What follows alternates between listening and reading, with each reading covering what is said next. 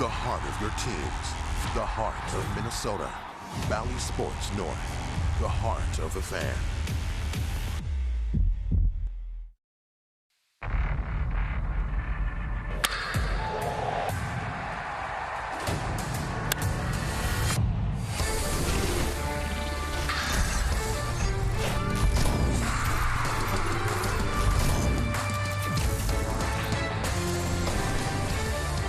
It's time for a little afternoon baseball in downtown Minneapolis.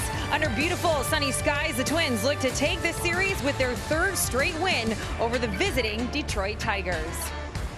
Hi everyone, welcome inside Target Field. I'm Audra Martin. Earlier this week, Max Kepler revealed the secret behind his sudden surge at the plate, saying that it was all about removing a new chain he started to wear that, in his words, was cursed with some bad juju. Now, you don't have to believe in superstitions to see that, yes, something has gotten into Max Kepler, or in this case, come off of Max Kepler. Either way, the numbers speak for themselves. Over the last 7 games, he's smashed 5 extra base hits, 3 homers, a triple, and a double. Among everyday American League hitters in that stretch, his .875 slugging percentage is 3rd best, and his OPS of nearly 1.3 is 2nd best. So Rocco Baldelli says there are a lot of things that you can point to specifically that show just how locked in Max Kepler is right now at the plate. He's using the whole field. He's driving the ball to all parts of the field. I think when you're doing that and seeing the ball deeper into the zone, it just gives you more opportunity. I think his bat's staying through the zone a long time. You almost have to not be afraid to get beat in order to take swings like that.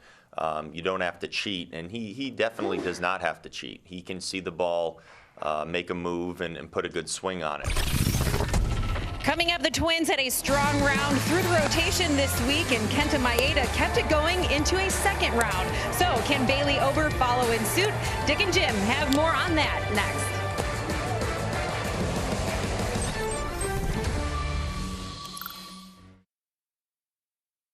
The Twins baseball on Bally Sports North is brought to you by Northland Ford. Visit buyfordnow.com and your local Northland Ford dealer today. By Menards. Save big money at Menards on all your home improvement needs. And by Luther Group. Shop the Twin Cities' largest selection of vehicles at lutherauto.com. It's another Saturday in the park. Beautiful day for baseball. Game 3 between the Tigers and the Twins. And the Twins are hoping to go into the All-Star break with a little momentum. The Tigers are going to have a bullpen game, and they'll start with right-hander Kyle Funkhauser. We'll see some left-handed pitching as well. And for the Twins, Bailey Ober will be looking for his 2nd big league win. And we welcome you to Target Field. Dick Bremer along with Jim Cotta. Amid the struggles of the 2021 season, we tend to forget Twins won the division last year with a really good pitching staff. The starters have struggled this year, but lately some signs of encouragement. Boy, have they turned it around. You know, Bailey Ober's been part of that by getting his first big league win. But in the last 6 starts, when you look at what the Twins have done, almost 6 innings to start, the ERA down in the low 2s, down at the bottom, a better strikeout to walk ratio. All those numbers, just a complete turnaround from the previous 6. Barrios with an outstanding performance. Really, the only clunker was Michael Pineda. He had good control, but he got a hit rather hard. And then Jay Happ with a sharp start.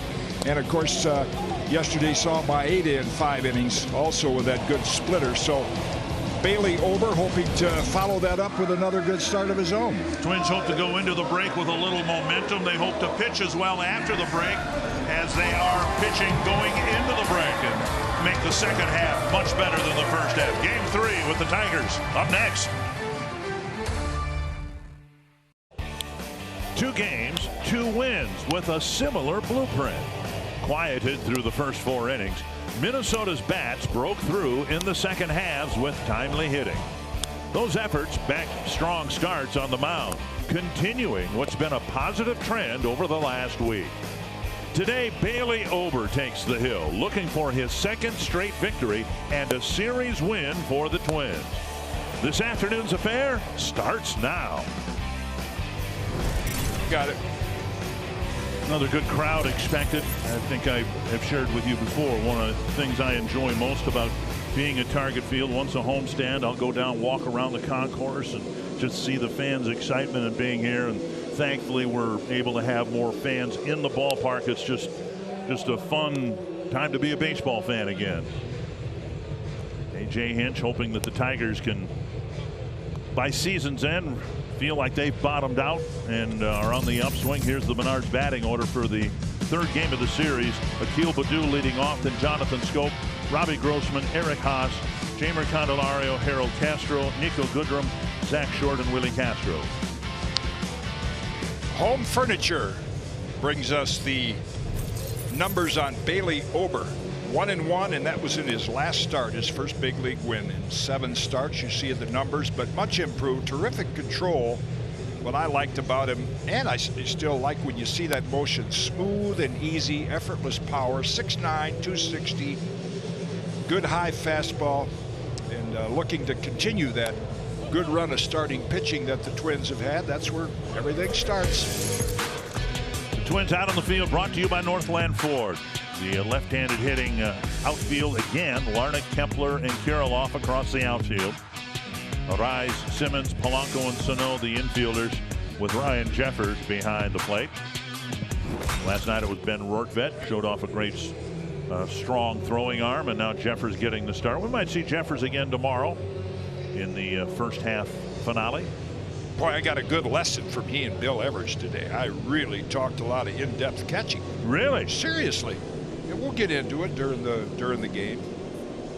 So you learned from them, but I'm guessing they learned a thing or two from you too. I don't know. I just talk pitching. You know, they're experts in catching. Well, it's Akil Baddoo. He's an expert on hitting and center fielding for the Tigers. He looks to be a part of their future down the road. And there's a first pitch up and away, ball 1.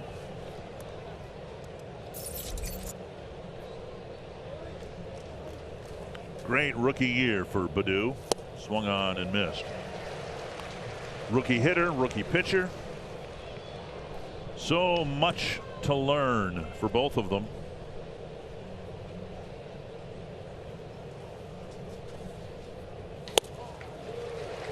Upstairs with a fastball, 1-2. Well, with both teams, 30 teams in baseball now compared to 16 years ago, there's a lot more on-the-job training. High fastball again, and that's one of the keys to Ober's success. It's 93, it's upstairs, but as we said, in his first big league win against the White Sox, his release point, because of his frame, he's got a head start before he releases the ball. Yeah, there's perceived velocity along with the actual velocity, and I think this ball gets on the hitters. Boy, you can see the spin on that one. It gets on the hitters a little quicker than they anticipate.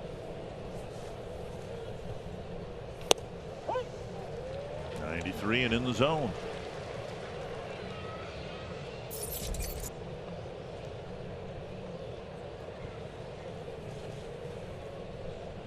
Slow breaking ball drops over for a strike. You know, when the great Hall of Famer Steve Carlton was my teammate and pitched, one of Lefty's keys to pitching was, I pitch like the hitter doesn't exist. Just plays catch with the catcher. That kind of looks like what Bailey Ober does. You know, he's just firing it down there to Ryan Jeffers, and no regard at all for the hitter. That's a good way to approach it. It's like anything else, I suppose. You have to play to your strengths rather than the strengths or perceived weaknesses of your adversary. Breaking ball, quicker one, it's swing and a miss. Schoop down on strikes, and now Robbie Grossman. I asked Ober what the difference was, and we talked about it in the pregame. Here, look at the slider for a swing and a miss. Yep, get ahead and expand the strike zone. Nice two-plane break there. Went over and down. More of a short curve, really, than a slider, but they call it a slider. I was talking to Bill Evers about that today. Here's Grossman. Homered last night. His career high 12th home run of the year. He had 11 one of his years with the Twins.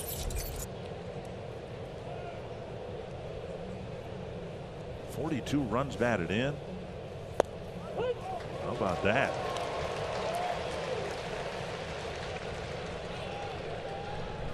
got nearly an immaculate inning going here. 10 pitches, 9 strikes.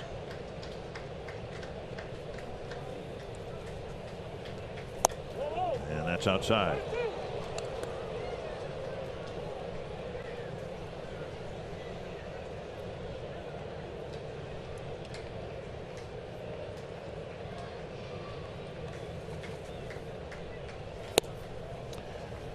Two and two. All the Twins starters have worked at a nice pace also. You know, Happ the other night got it quick. Catchers get the ball to him quickly, give the signs in a hurry.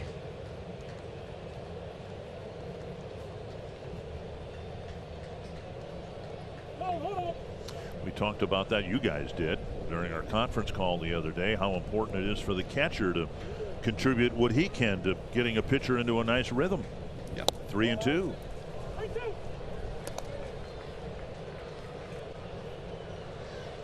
Ober with a couple of strikeouts. Now a full count to Grossman after he got ahead 0-2.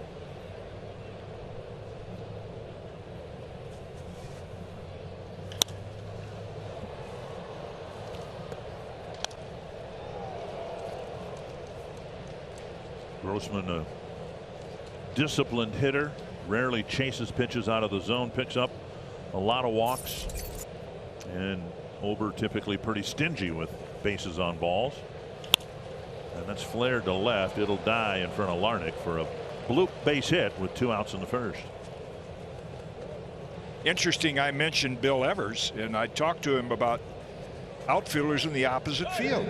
Bill Evers, for those of you that don't know, is he's a senior coach, and for years we liked the outfielders in the opposite field to play shallow because of that ball right there. When a left-hand hitter hits the ball like that, it has a little slicing spin. It doesn't carry as far, and pitchers would like to see the left opposite outfielder play shallow. The theory today is play deep and prevent the extra base hit. Eric Haas, the batter. So in this instance, with a right-handed batter up, you're talking about the right fielder. Yeah, and from a pitching standpoint, I've talked about that. I used to ask Bob Allison, plead with him if he'd play shallow. If it goes over your head, it's my fault. But they like to play deep now, and as a result, you're going to give up some of those little soft hits to the opposite field.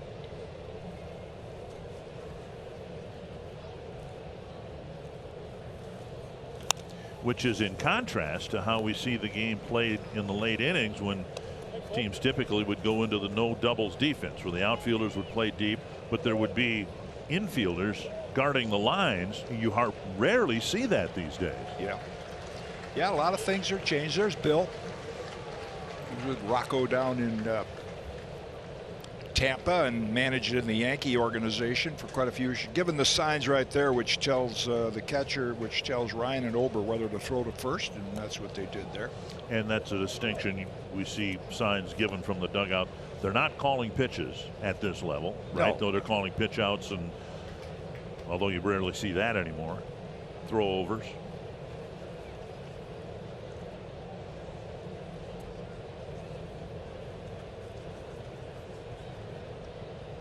Grossman goes, pitches up.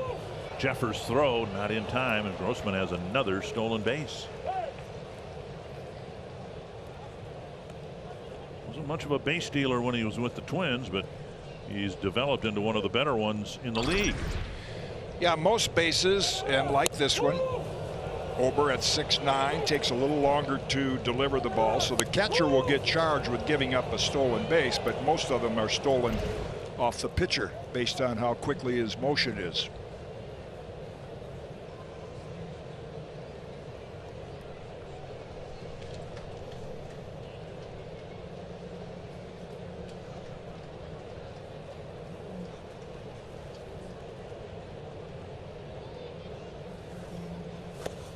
Blocked by Jeffers.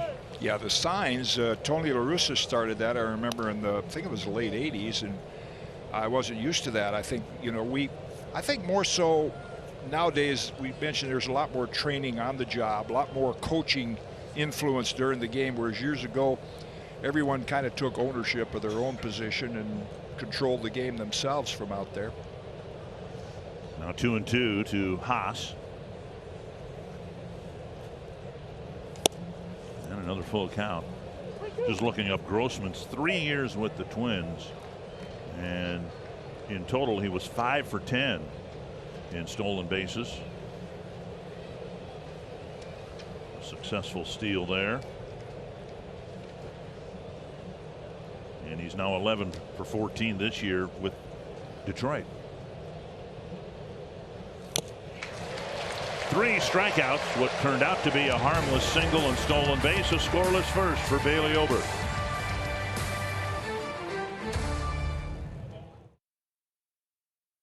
Inning for Bailey Ober, had to work a little bit harder toward the end of the inning, and Rocco Baldelli's hoping that the Twins can continue to have success against Detroit. Winning the first 2 games, the Menards batting order for Game 3. Luis Arraez, Jorge Polanco, Trevor Larnach, Nelson Cruz, Alex Kirilloff, Miguel Sano, Max Kepler, Ryan Jeffers, and Andrelton Simmons. Home Furniture tells us about Kyle Funkhauser, 3-0. Strikeout to walk ratio, that's been a problem for him in the past. Gets a lot of ground balls, and he's going to be out there for about 2 innings. He's got a nice scoreless inning streak going, mainly a reliever, so A.J. Hinch going to piece this thing together with a few guys out of his bullpen. And it might be one of those military march games. Right, left, right, Yeah, left, right, could be. left. 1 strike to Arraez.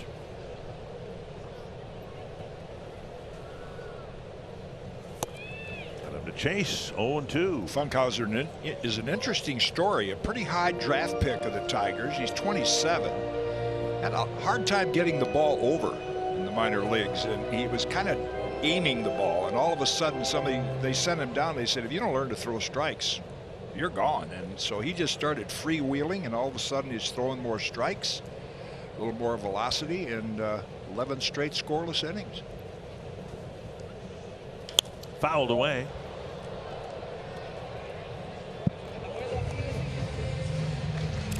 Seems to flourish in the leadoff spot. Since he came off the injured list, he's really been swinging it well. That's a perfect spot for him.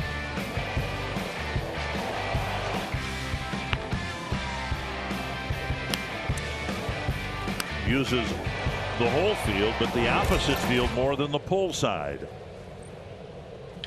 Drilled to center, and he's aboard with a hit. He's more than any other Twins hitter comfortable standing in there with 2 strikes. Funkhauser got ahead of him.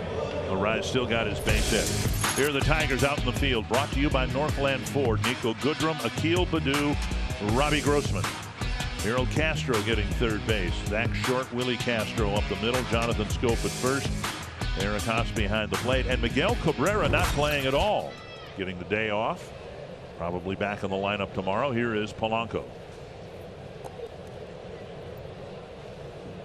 Schoop checking with Will Little, the first base umpire.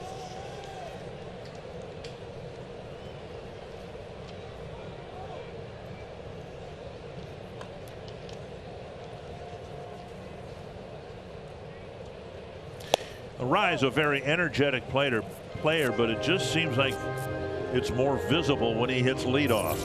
Yes. And the other guys feed off of that, don't they? I would think so. I mean, everybody has their own personality.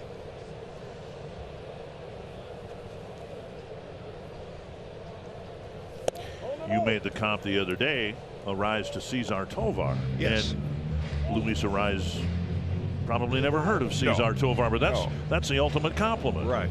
Yeah, you wouldn't expect Harmon to have those kind of actions. It's not him, but yeah, Pepe was, as we called Caesar, was like that, and Arraez the same way. Brings a lot of energy to the top of the lineup. 2-0 to Polanco. 3-0 with Larnach on deck.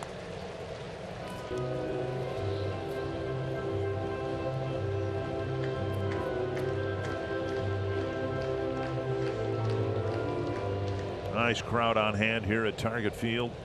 Beautiful summer afternoon.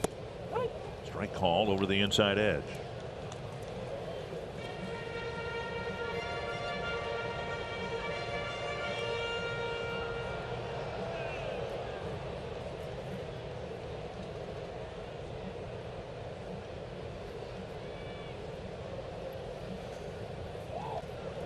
Swipe tag again. Key to a good move for a right-hand pitcher is quick feet. Funkhauser gets it over there quickly. Arraez drawing a lot of attention, but he's not much of a base stealer.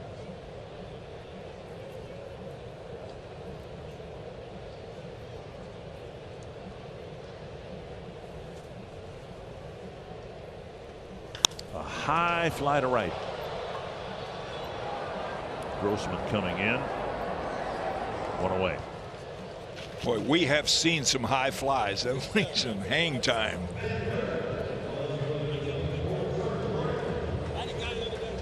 Take a look at Trevor Larnach and what he's done. What's impressive, he's typically hit third or fourth in the lineup and produced those numbers. Another guy who was not just a pull hitter. He's hit a home run to center, singles up the middle. Got a single and knocked in a run last night inside the third base line. It's interesting listening to him on a Zoom call this morning. Arraez at first, one out. Twins scored just enough to win last night, 4-2. One of the runs driven in the 6th inning with a Larnach single to right. And he on the Zoom call kind of beat himself up for it. Said, I rolled over on that ball. Now it went through fine, but I didn't do my job. I should have hit that ball hard to the opposite field. Well, only the hitter knows. You know, sometimes you'll see him swing like Max Kepler when he hit the opposite field home run. I mean, he centered it up, but he was just a little late and still got good results. 1-1.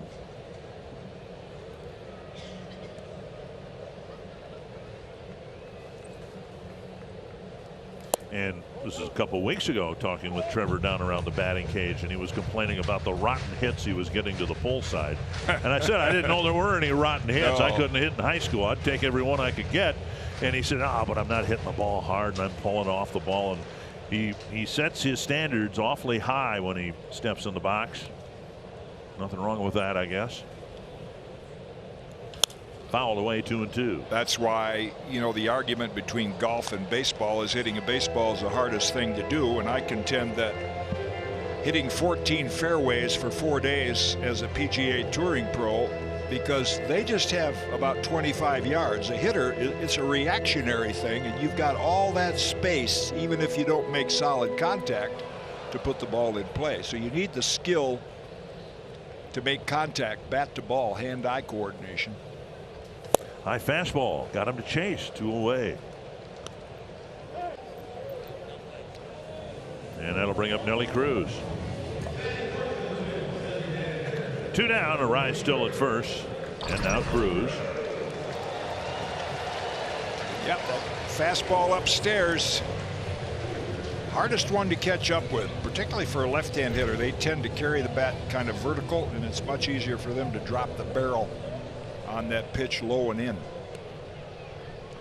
Here's Cruz. He's had a quiet series against Detroit, and he hasn't had many, if any, of those since he put on a Twins uniform. 26 career home runs against the Tigers, the most of any active player. Inside, I don't know how that didn't hit him. Funkhauser shaking his head side to side.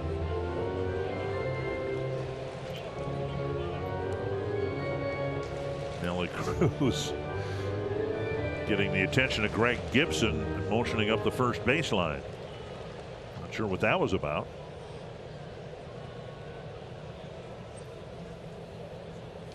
And now 2-0. Funkhauser fell behind Larnach, came back to strike him out. Now he's fallen behind Cruz.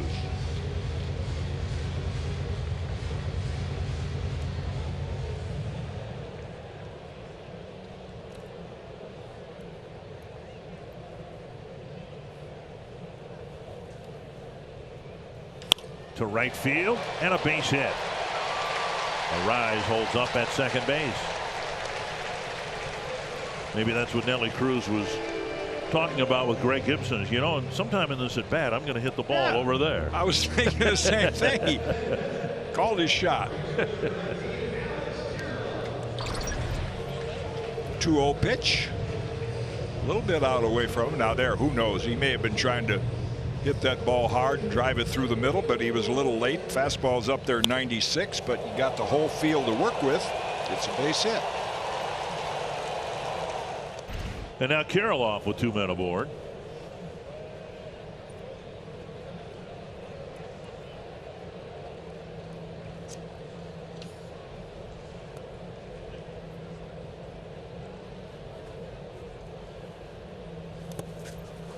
Nice stop by Haas on a pitch in the dirt. Ball 1.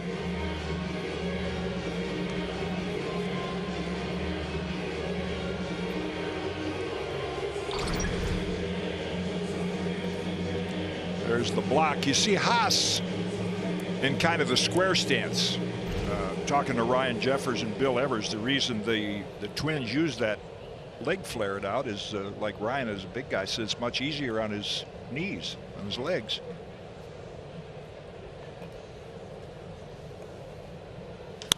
Deep to the left field corner. Goodrum chasing it, and a foul ball. And he did not make the catch. Long run for Goodrum, and he nearly got there.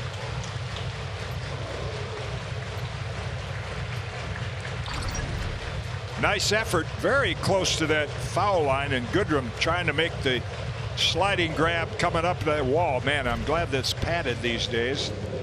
Could have been a serious knee injury. And Goodrum would tell you if it was fair, I'd have caught it. Right. 1-1 to Kirilloff. Gives you an idea of Kirilloff's opposite field power, though. Well, the last 14 home games.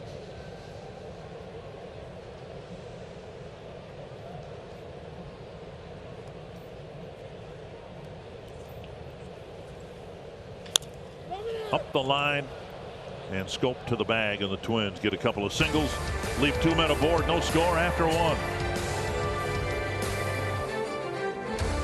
It's another day and another scoreless ball game after 1 between the Twins and the Tigers, and we have some coverage from the clubhouse. Bailey Ober has a chance to give the Twins their 6th strong start in their last 7 games. And earlier today, Rocco Baldelli talked about momentum between the starting rotation, and he says it's a real thing. There's, of course, always a friendly competition that pushes each other, but this is also a group of guys that really are always pulling for each other. He says when you start to see them all going the way they are right now, it's a beautiful thing, and we hope to see it continue throughout the rest of the series and after the break as well. Now, Ben Rortvedt has the day off, but that didn't stop Rocco from singing his praises. He says first and foremost, Ben has exceptional raw arm strength that not many guys have in the game right now. He says he's been working really hard on the defense and receiving end of things, but he went back to that arm strength, saying that you can't miss it. Even with those warm-up throws between innings, that can stop teams dead in their tracks, just like we saw last night, guys. He's been pretty impressive when he gets the chance to get back behind the plate.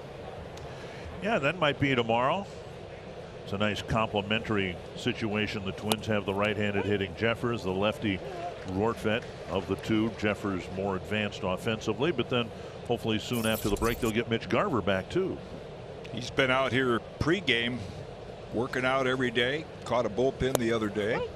2-2 to Candelario. Running the bases. I want to get back to what Audra was talking about with the competitiveness within a rotation. Did you get swept up into that with Mudcat and Camilo and some of the other guys you were sharing a rotation with later? Dave Boswell, Jim Perry.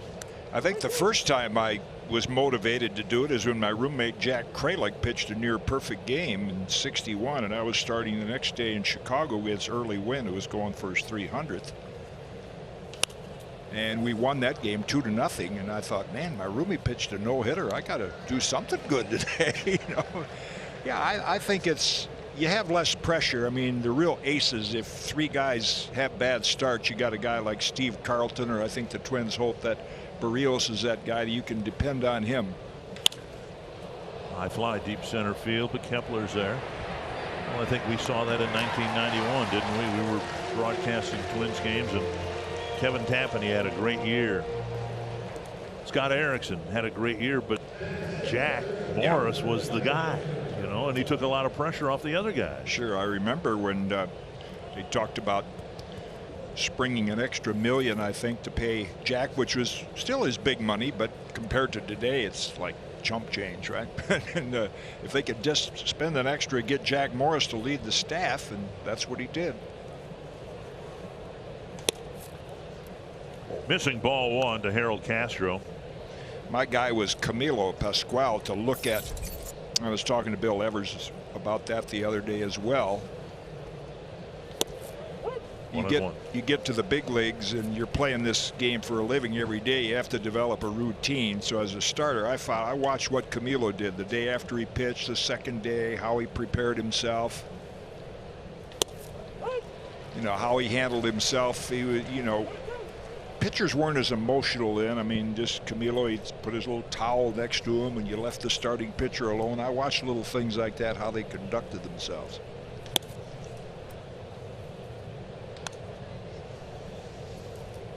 2-2.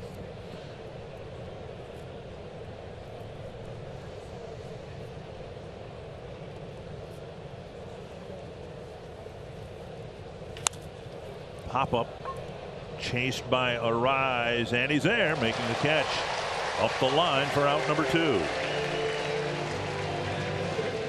His first win in his 3rd start this year in his young major league career against the White Sox. Well, let's take a look at it. 5 innings, just 2 hits. Yes, that good high fastball. He got a lot of swings and misses. 7 strikeouts, mixed in a breaking ball as well. Very impressive. 3 walks, that's high for him.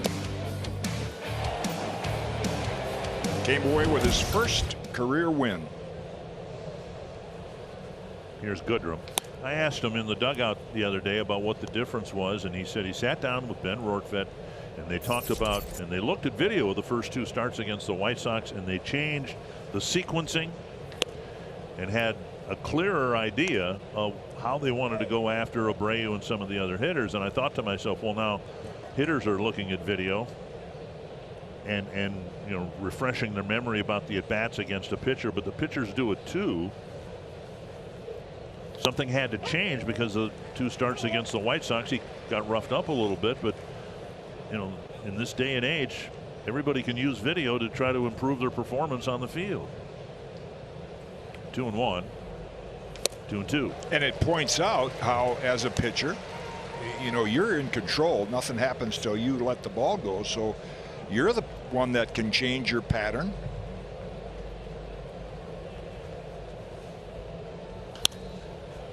I remember Greg Maddux back in the day when all you saw was games on TBS, and he pitched well against the Giants with that great changeup. And then the next week he's pitching against them again, and I watched that game. I said, I want to see what he does. First 3 innings, all fastballs, because they were conscious of the changeup. Breaking ball missing, and it's full count.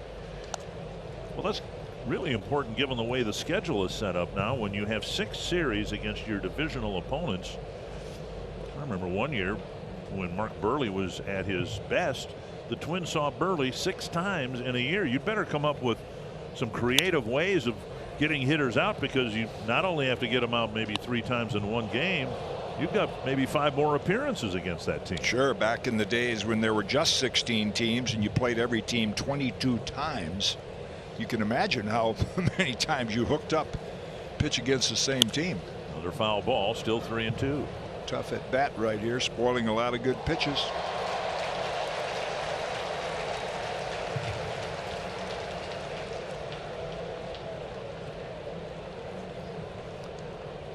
Three and 2 again to Niko Goodrum. Driven hard to right field. He lifts it up and out, a home run. Great at bat for Goodrum, hitting his 6th home run of the year.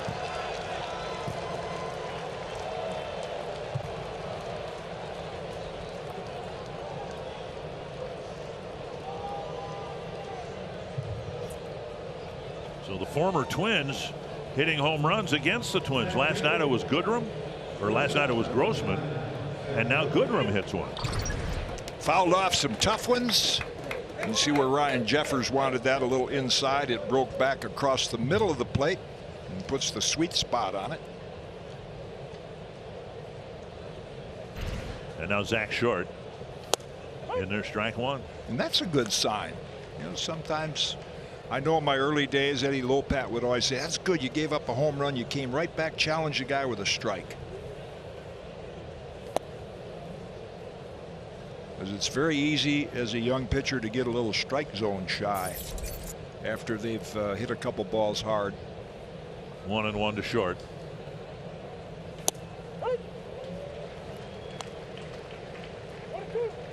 Clipping the outside edge.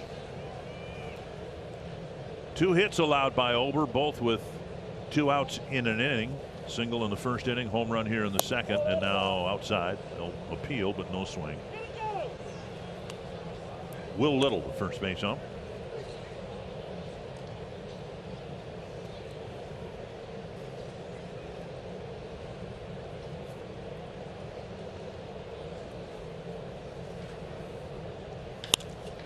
High and deep to left field. Larnach back at the wall, leaping, and it's gone. A home run. Back-to-back solo home runs for Short, his 3rd of the year, and it's 2-0.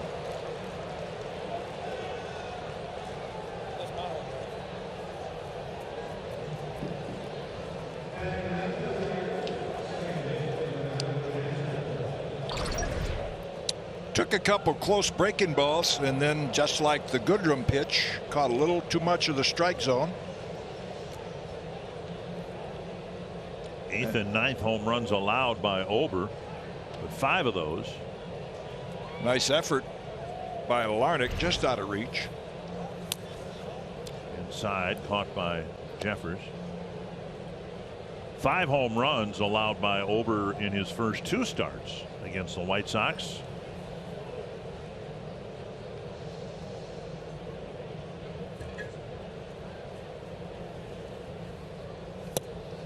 One and one. Again, going back to Bill Evers, I said gosh, it's just so much fun sitting down there with he and Ken Norman. And Ryan came over just talking baseball, and he said, did you cut the plate in half or in thirds?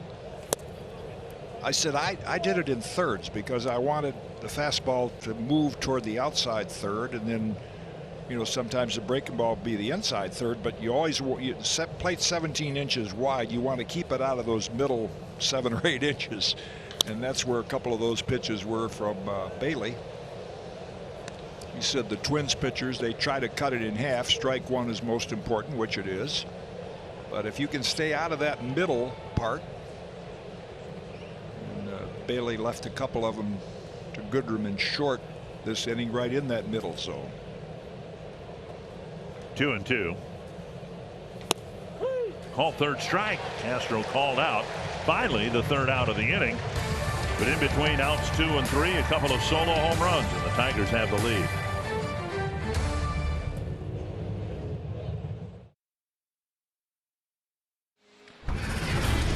After the All-Star break, Twins are on the road. Then they host the Angels for 4. You may want to watch this guy because he is putting on a show in the big league. On pace to hit 61 home runs this year. And all the while pitching every 6th or 7th day. Babe Ruth. A couple of solo home runs by Short and Goodrum. And Miguel Sano will lead off the second for the Twins. Taken low, ball 1. Good trivia question. What left-hand pitcher has the highest winning percentage in baseball history? Babe Ruth. Yeah. A lot of people don't remember that he was a pitcher, and Ohtani doing the same thing. Less publicity back then, but that, even though it was the right decision, that had to have been a tough decision to take one of the best pitchers in the league and take the ball away from him. Yeah. 2-0 to Sano, then Kepler and Jeffers.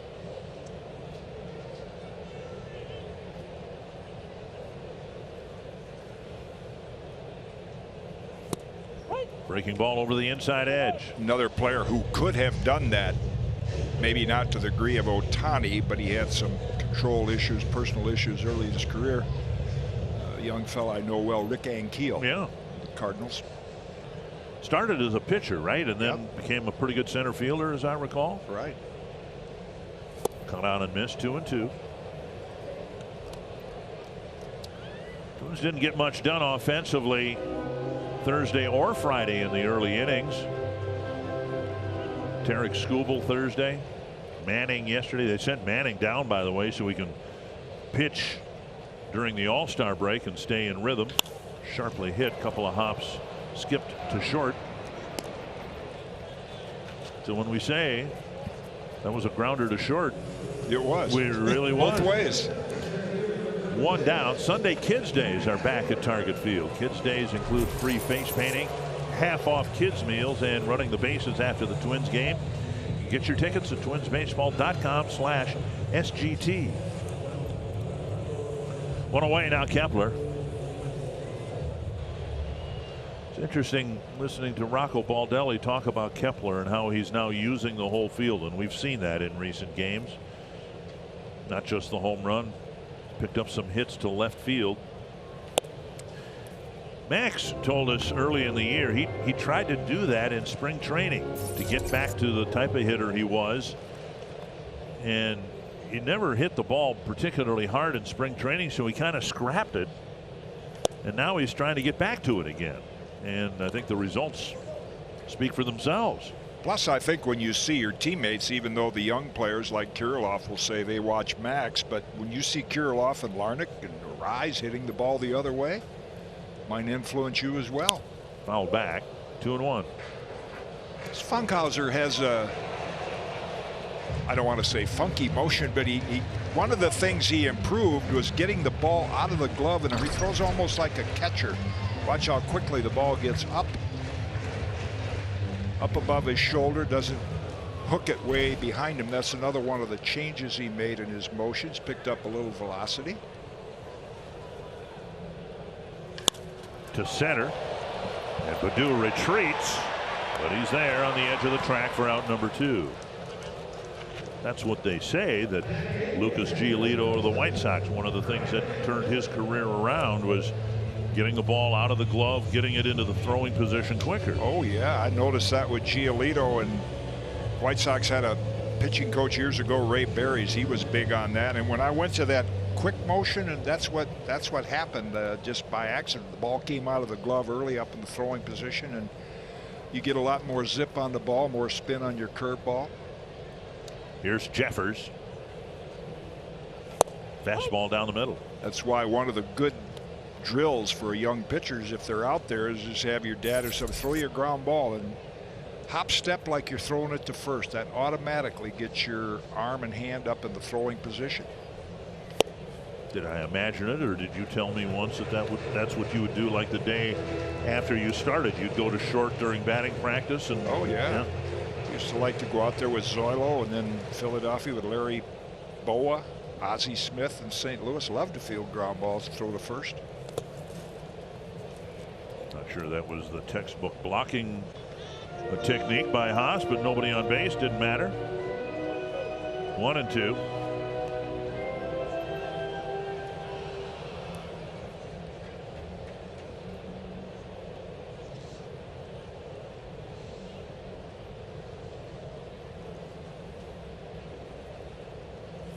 Two and two.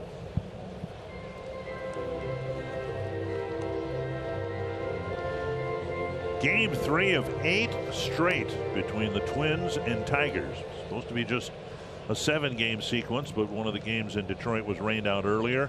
Teams will come out of the break with a doubleheader on Friday. Ooh, tried a little quick delivery on him there. 3-2. Simmons on deck.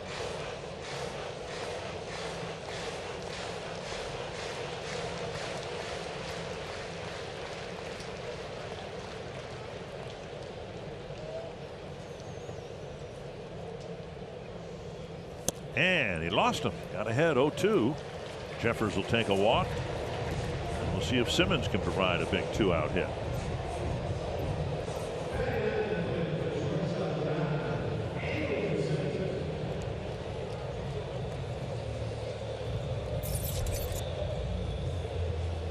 Simmons getting the day off last night. Done well against the Tigers in his career.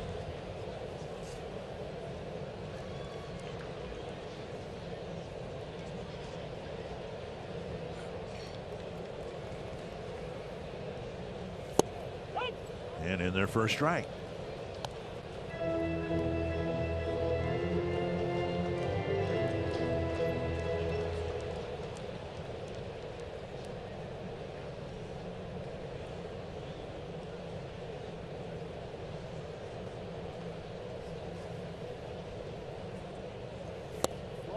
Missing inside. 2 1/3 is about as long as Funkhauser's gone. Nobody up yet in the Detroit pen, but A.J. Hinch is going to play it by the flow of the game.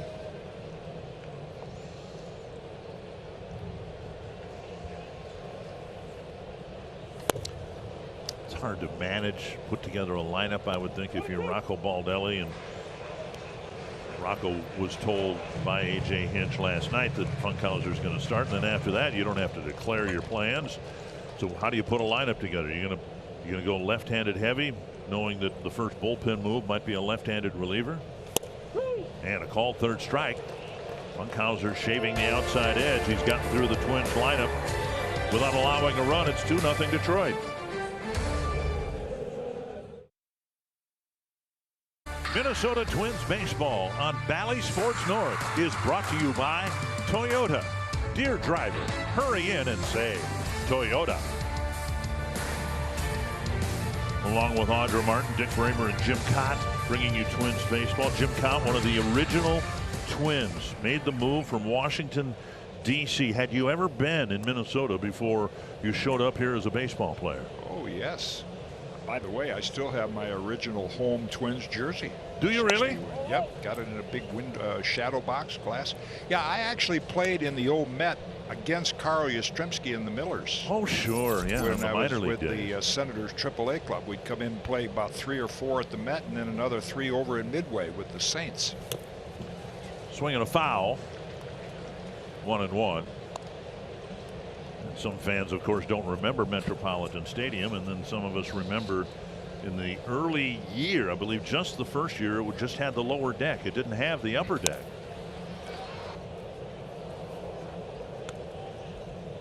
One and two. Funny when you say never heard of Metropolitan Stadium, and that nice chat I had with Ryan Jeffers. Now look at the position he's going to get in here. Bouncer to second. Quick flip from Polanco, 1 away. Talking to Tim Laudner, who caught, he's got a couple of prosthetic knees, and what's one of the things Ryan said, at his size it's much easier on the knees. But I was talking about with Bill Evers, I called Tim McCarver, who was a teammate of mine, caught Bob Gibson, Steve Carlton. So Bill said to Ryan, "You heard of Tim McCarver?" And Ryan kind of sheepishly, "Nah, I'm not real big on baseball history, but you know, that's what we have to understand as we get older, that we followed baseball history as kids, but like Ryan said, he played a lot of different sports. I mean, when I was a kid in the summer, we just played baseball every day. Of course, you didn't have Pac-Man, right? Line of Duty." 1 strike to Scope, and now 2 strikes. Were you surprised when you found out that the Senators were moving to Minnesota? Yes, had no idea. I believe we were in the instructional league in the fall, and we had the Senators uniforms on. And all of a sudden we found out we're going to Minnesota, which we loved because we knew how the Braves were received in Milwaukee when they moved. Right, from Boston. Everybody got a car to drive in the summer, things like that. Fouled away. Well, you referenced Phil Roof a few times. Phil Roof was a member of the Seattle Pilots and tells a story about when spring training broke in Arizona. Up the middle, tougher play for Polanco, and he throws him out. But as they broke camp, they were told to drive, I believe, to Las Vegas and then make a phone call as to whether they were going to go on north and west to Seattle or go east to Milwaukee. Right. Can you imagine finishing spring training and not knowing where you're going to play? How about the equipment guys that have to take care of that stuff? Yeah, then they went from the Pilots for 1 year, 1969, and then to Milwaukee. Two down, couple of ground outs, and now Robbie Grossman singled his first time up. Poke to right. Kirilloff back and makes the catch on the track, and a quick 1-2-3 third inning for Bailey Ober.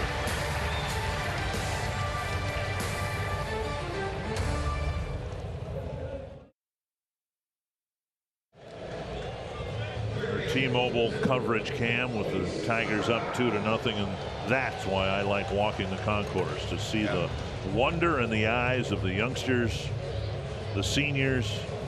This is such a wonderful ballpark to come visit. Just wasn't the same last year without you. Luis Arraez leading things off in the Twins' third, down a couple of runs.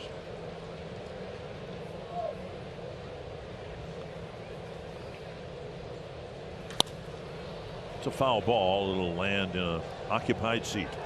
I can imagine what my eyes may have looked like if it was on TV back then at age 7, watching my first game at Tiger Stadium back in 1946. Well, I was delighted to hear you. We had lunch with Lou Nanne a few days ago, and you both reminiscing about first time you went to Tiger Stadium. In your experience, a little bit, if I may say so, a little bit earlier than my right. Yeah. But it was the same thing. You know, we watched the Twins when they arrived, when you arrived in 1961, but we had black and white TV. I had no idea they played on green grass until I showed up at the ballpark. Right. 2 strikes to Arraez. When I walked around the concourse, I was reminded, because we're a little insulated up here, but how wonderful a ballpark smells. You walk by the concession stands and oh my gosh. You know, we had that shot there of Eric Haas behind the plate, and just to compare what the traditional catching position has always been, you see those 2 points on his shin guard, and then up at the to the left field corner, that'll twist foul. From a pitching standpoint, selfishly, I like that square target.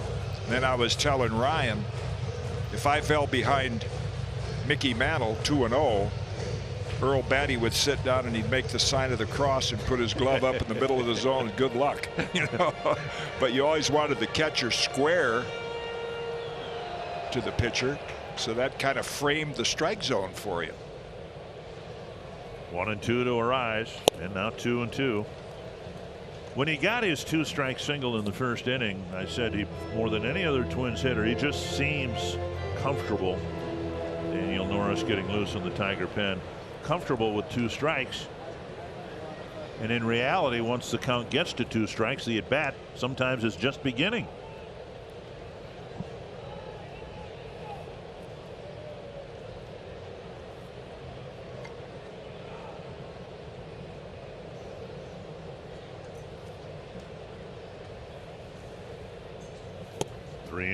That's the way it was with Tony. We always said when the count got to 0-2 on Tony, the pitcher's in the hole. Well, we referenced the 91 Twins. Brian Harper was that way. Yeah, great catcher. He's a great hitter, but he never really, you know, he really was able to focus and be productive even with 2 strikes. Roller to Castro, 1 away. Twins fans, Monday and Tuesday evening games, you can enjoy the all-you-can-eat package. Speaking of great smells at the ballpark, it includes a grandstand ticket and unlimited access to ballpark favorites. The all-you-can-eat package is presented by Bally Sports North. You can visit twinsbaseball.com/AYCE, as in all-you-can-eat, for details.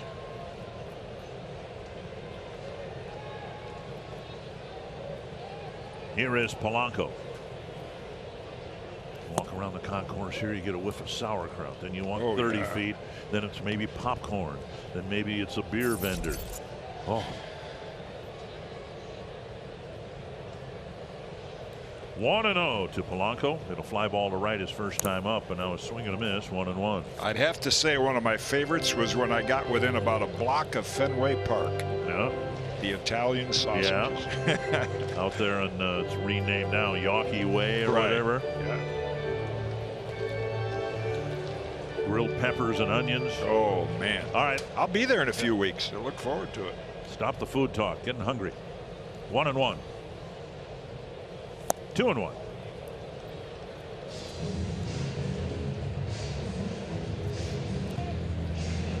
Funkhauser's what A.J. Hinch would have hoped. He's kept the Twins off the board. A couple of hits, a walk. Put a 2-0 lead now in the third inning. Foul. I'm guessing he's probably going by a base runner. 2-0 lead. Left-hand hitter on deck.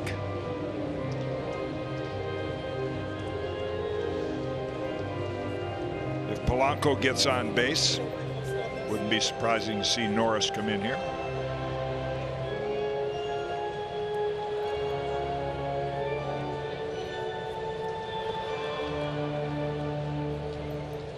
.50 pitches for Funkhauser, 28 strikes, but so far only one walk.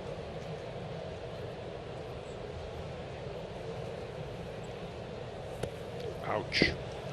And that hit him. And Polanco will go to first. Little doubt about that one. There was a pitch in a key spot 2 nights ago where it looked like it barely clipped Polanco. Instead, it went for a wild pitch.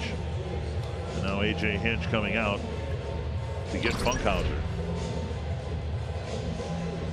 That little Smith mixer spin to it, and you can see it get him right in the big toe on the left foot.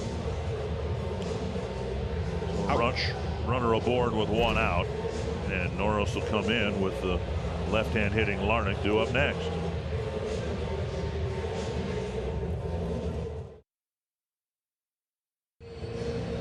Funkhauser out.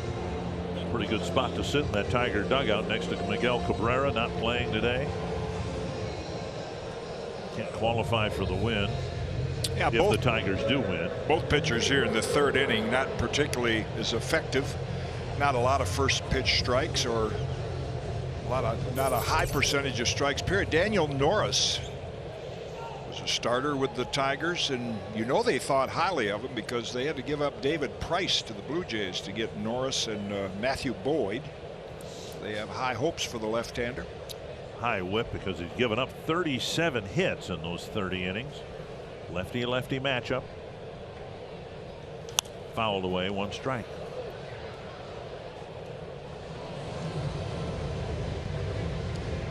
Larnach struck out his first time up.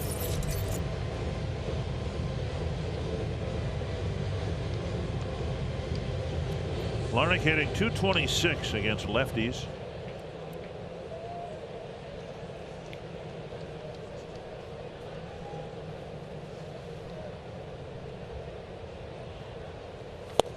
And a strike. 0-2.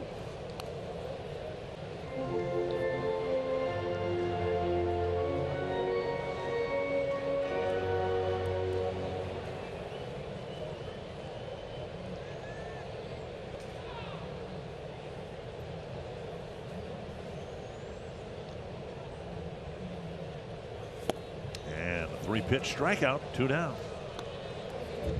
Perfect sequence. Couple of good live fastballs, and then with 0-2, catches that near the outside edge with the breaking ball. Too close to call, too close to take. I'm still trying to figure out exactly when we see that box. Is it at the front of the plate, the back of the plate? Because that can really affect, when you see it on television, whether it really is a strike or a ball. Here's Cruz.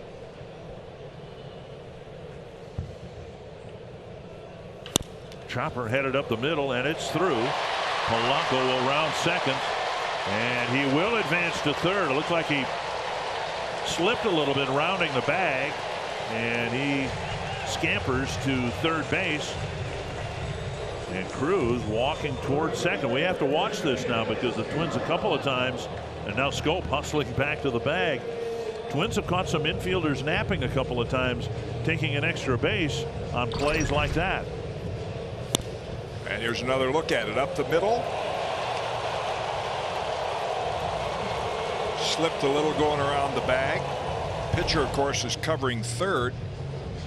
or backing up third, so first base is left empty. We saw Kirilloff a couple of weeks ago. Tommy Watkins, with the infielders turning their back to the infield, to the mound, told Kirilloff go to second. Yeah. And he went to second. We saw it the other night here with the runner advancing to third. Here is Kirilloff. 2 on and 2 out. Between Tommy Watkins and the line, 1 strike.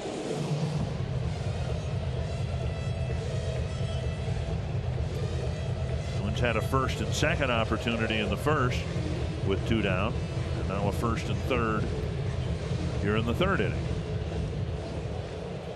Kirilloff hitting just under 300 against lefties. Actually hitting lefties better than righties at this point.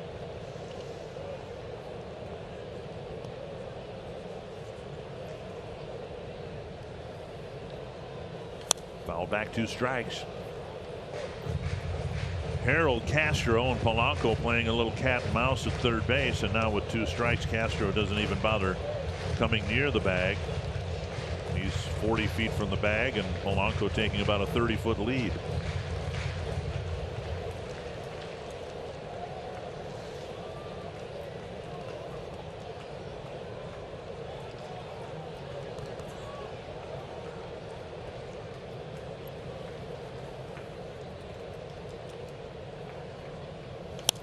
Back, and you can see, to your point earlier, Haas is sitting there in the conventional catching position with a runner at third and first. Yep.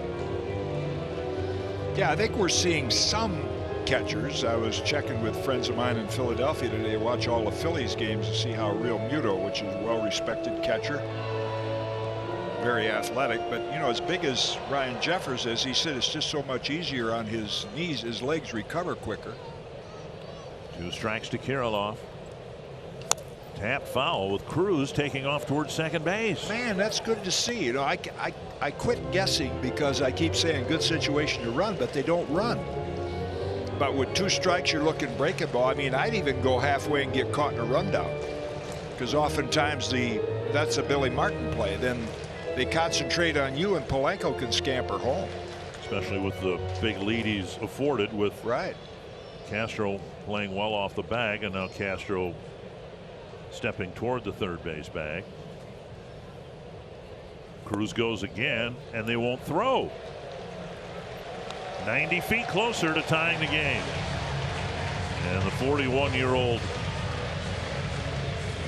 they were holding him, so I guess they'll give him a stolen base without a throw. Yeah, he kind of looked in. I think he looked in and thought if they did throw, he might go back and get caught in a rundown. Second of the season.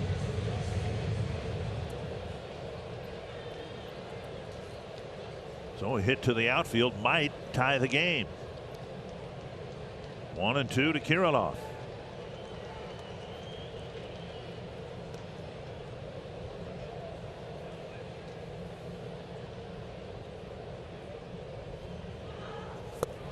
Breaking ball, swing and a miss, and the Twins leave 2 in the third.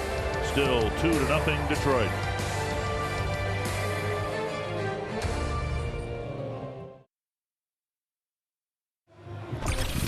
It's time to get you caught up thanks to Window Concepts. Offensively speaking, it's been all Tigers so far. That's Nico Goodrum taking the 9th Bailey Ober pitch of his at-bat and sending it out to right center field for the 1-0 lead in the second. Next batter, Zach Short, follows with one of his own. This one out to left. And the Twins are still looking for their first run of the game. But guys, no need to worry. Given how the last 2 games have gone, the Twins have them right where they want them with a 2-0 deficit here in the fourth. Yeah, late wake-up call again for the Twins lineup. We'll see if they can get something done in the middle innings as they have in games 1 and 2. Meanwhile, Bailey Ober gave up the 2 solo home runs. Other than that, another good outing. Here's Eric Haas leading off. Got a pitch up, fouled it back. You start getting a book if you're Bailey Ober and you're going to be in this league for a while. You're going to face Eric Haas. He attacks that first pitch.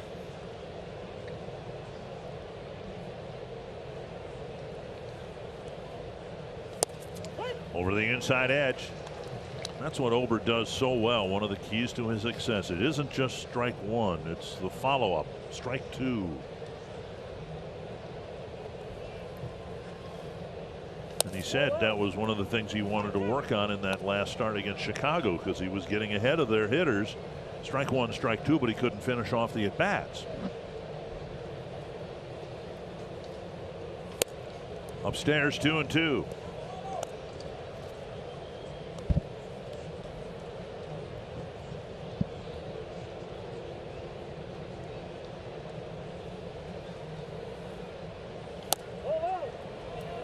Got to be a joy to play behind someone like Ober. It's a bit challenging for those of us up here who like to look away from the mound and home plate from time to time in between pitches. You don't have much time.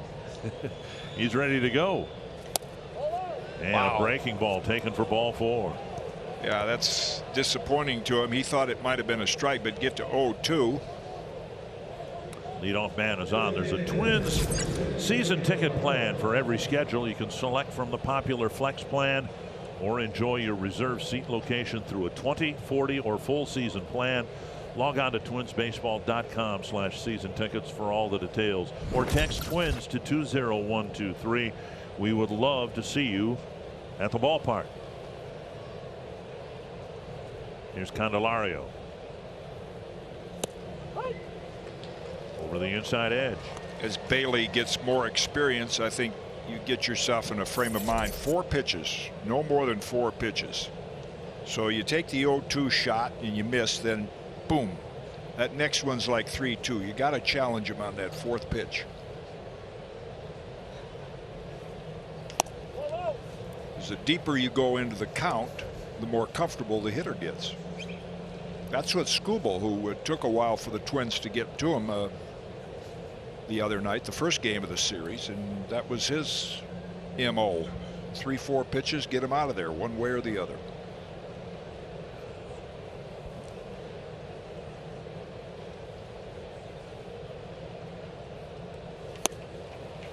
To the fastball and a swing and a miss. We've talked about this before. It still bears repeating. I think impressive that Ober didn't pitch last year. Wasn't at the alternate site, and instead he worked on his conditioning, his mechanics, to try to add some velocity, and it worked. We've seen him regularly at 93. He used to top out at 88. So he couldn't pitch, he couldn't compete, but he could train and get stronger. Derek Law getting loose.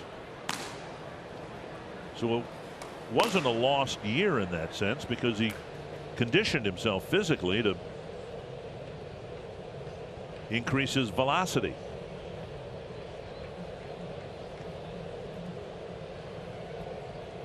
And now 3-2. Yeah, he's missing with those. Did the same thing to Haas. The walk to Haas was the first of the ball game. Now in danger of walking back-to-back batters here in the 4th inning.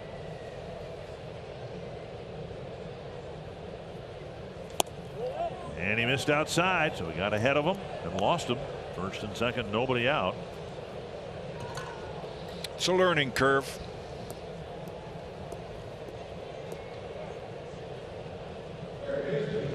Rocco Baldelli let Ober go through 5 innings, 93 pitches.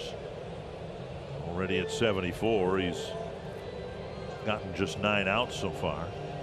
Wes Johnson coming out. I talked briefly with Wes today, and he had a really good line that bears repeating. We were talking about pitchers and pitching in general. He said, I tell my pitchers you have to own 1 pitch, rent 1, and lease 1. But you have to own 1.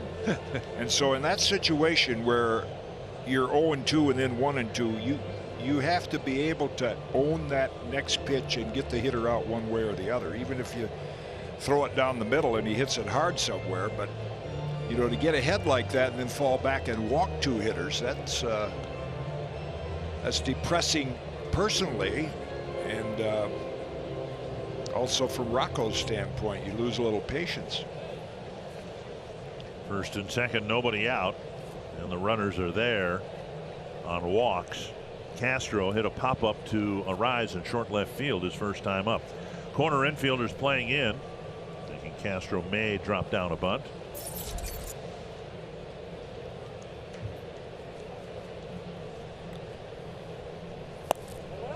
Outside ball one. Twins don't have any kind of a play on, like for years you use a rotation play where the third baseman charges, shortstop goes over to third. You don't see that too often. Sano isn't charging at all.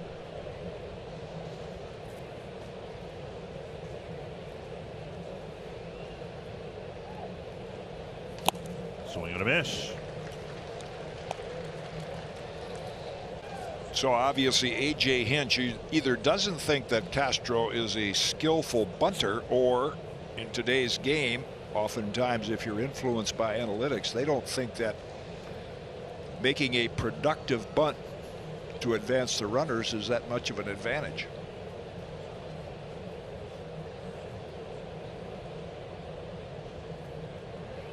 Fouled away, 1-2. And now Sano backpedals, so too does Arise.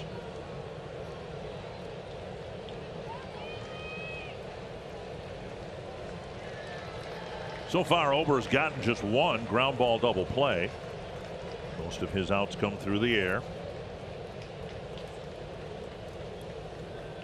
He has picked up 4 strikeouts. They came in the first 9 plate appearances.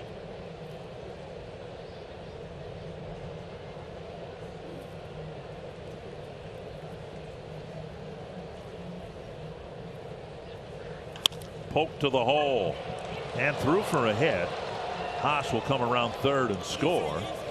And with 2 strikes, Castro just put the bat on the ball.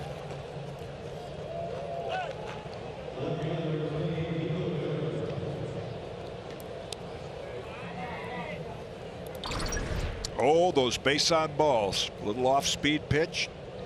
Infield defense had him played to pull, and Castro with a nice job sees that hole and by design just pokes it right through there. 3-0 Detroit. Still nobody out. First and second for Niko Goodrum. Hit a home run his first time up.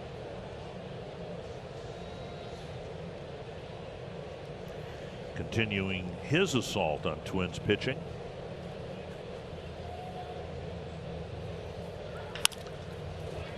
Sano gets one. Return throw. Not in time. Over there, providing a tall target. But Goodrum scampering down the line, stays out of the double play.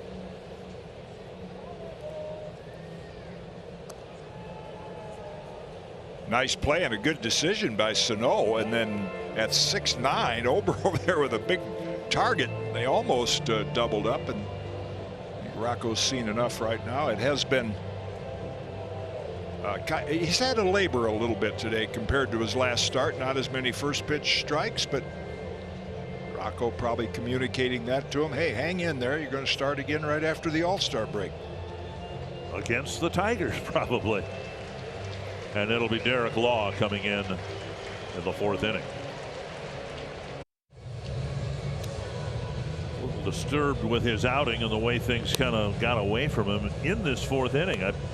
I'm guessing the 2 walks here in the 4th disturbed him a lot more than the 2 home runs. Oh, no question. Especially when, when you're ahead 0-2, 1-2. But, that's something he's going to learn from. What is this, his 5th big league start? Yeah. Doesn't happen overnight. Derek Law will try to keep this a 3-0 ball game. First and third, 1 down. He'll face Zach Short, who homered to left field his first time up.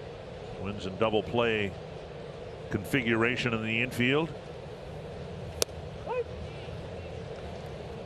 Yeah, here's another Billy Martinism that, the game was played differently. Then you see where the defense is. Arise close to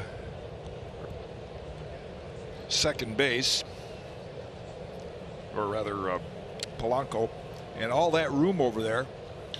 High fly left center field. Kepler over, and he'll make the catch, tagging from third. Runner from first bluffing toward second. It's a sacrifice fly and a 4-0 lead. I'm going to say give you one swing and push it towards second, because we've talked about the importance of the fourth run, but Short got it done with a productive fly ball. The 2 walks both come around to score. 4-0, 2 down, a runner at first for Willie Castro.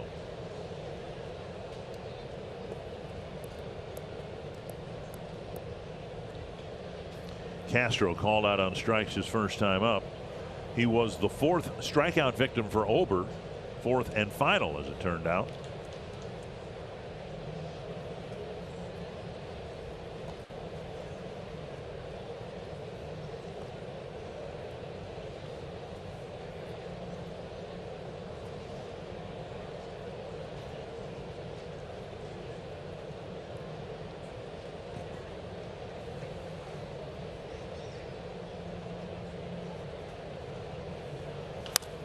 Fouled over the Tiger dugout. 1 strike.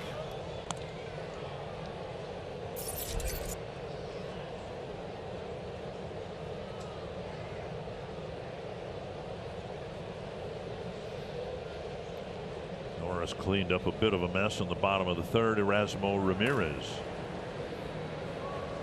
warming up as if he will get the bottom of the 4th inning. Still plenty of time for the Twins, down 4-0.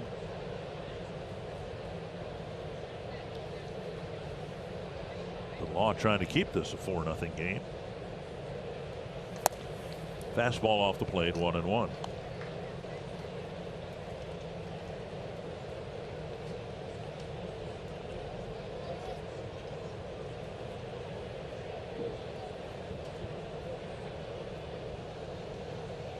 Hits fairly even, 4-3, but 2 of the Tiger hits went over the fence.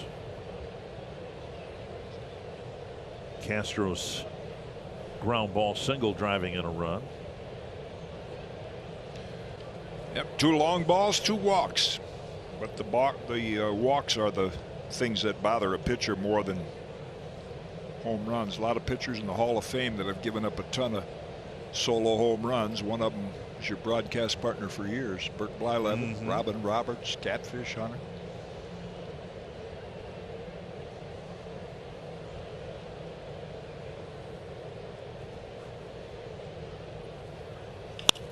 That's to left field. And coming in to make the catch and end the inning, Trevor Larnach. 2 for the Tigers. They now lead 4-0.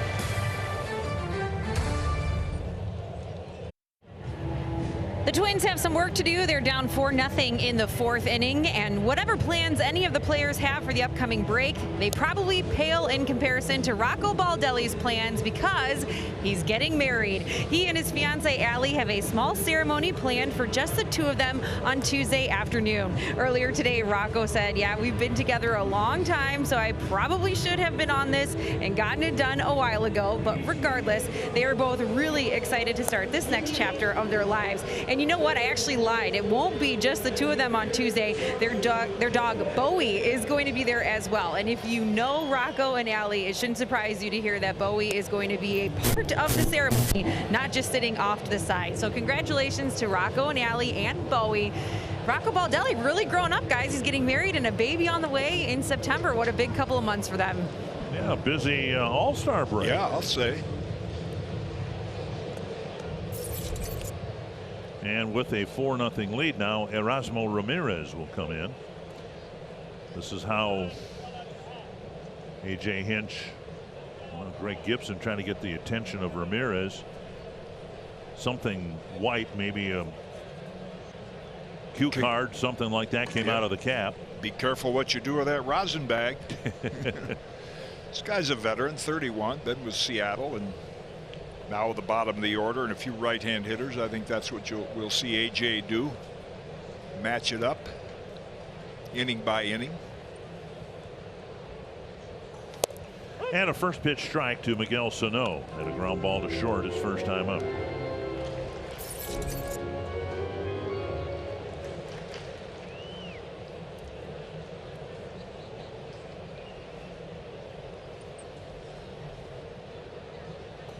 Big cut and a foul straight back. Erasmo's from Nicaragua. And talking to Tony Oliva the other day, our our dream in the late 50s was in the winter go to play winter baseball in Cuba. Got paid better over there than you did playing in the big leagues. And then, of course, Castro came over, so a lot of us went to Nicaragua. Fouled back. And what was your experience in Nicaragua? It would have been much more enjoyable in Cuba. But it was you know, it was a learning time. I got to pitch some. I think Dick Stigman, former Twin, I think he also pitched some in Nicaragua. A little more primitive than Cuba was. Great in those days. Checked his swing. When I started broadcasting Twins games, they had a pitcher from Nicaragua, Al Williams, right-hander. Well, they have the Twins might have got by with one there. Change up right at the knees. Yeah. See, we don't know exactly where that box is. That's where it's tough. 1-2 to Sano. Backhanded by Castro. Just one hop across the diamond, but in time to get Sano one away. Nice play. Infielders are so good at that now. They know it would take a long throw, but they can one hop it on an easy hop for the first baseman to handle. Nice backhand stop. Watch the footwork. And a one hop strike. Low strike. One down, and now Max Kepler hit a fly ball to center his first time up. One thing that the Tigers have done, and we told you I think on Thursday, they had a winning May, a winning June, had a winning record in July, and one of the reasons is they really have upgraded their bullpen, and we'll see a lot of those bullpen arms in this game today. So 4-0 lead, but it's not like some of the Tiger bullpens of the past. They've got some arms out there that have done a nice job. Kepler skies one to right field. Retreating is Grossman, still on the grass for out number 2. Yeah, and Soto is going to the All-Star game. Cisnero, I believe that is Cisnero. He could have. There's the turning the corner you talked about. They've improved ERA wise, still high, but they've improved a lot. Batting average against, runs per game, and look at their record, 10th best since the 8th of May. Well, Norris struck out a couple of guys to pitch a scoreless 3rd inning. And now Ramirez comes in, gets the first 2 batters facing Jeffers, strike 1.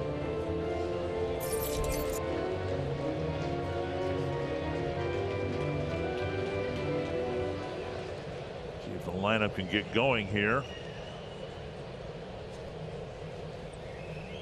Didn't get anything done in the first 4 innings last night or Thursday night. Strike 2.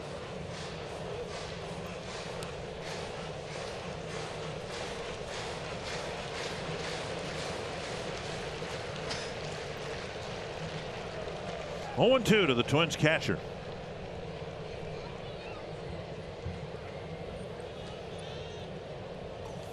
Just off the plate. Twins so far this year 5-2 against the Tigers. One of the Twins losses, a walk-off loss in Detroit, first week of the year.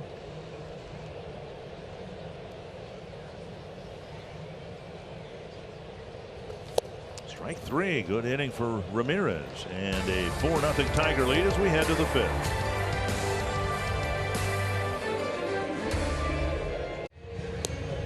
Tigers in front 4-0 as we move forward to the 5th inning, and you can help send students back to class with backpacks full of essential school supplies. You can join Greater Twin Cities United Way and Bally Sports North as we unite to fuel change for Action Day 2021.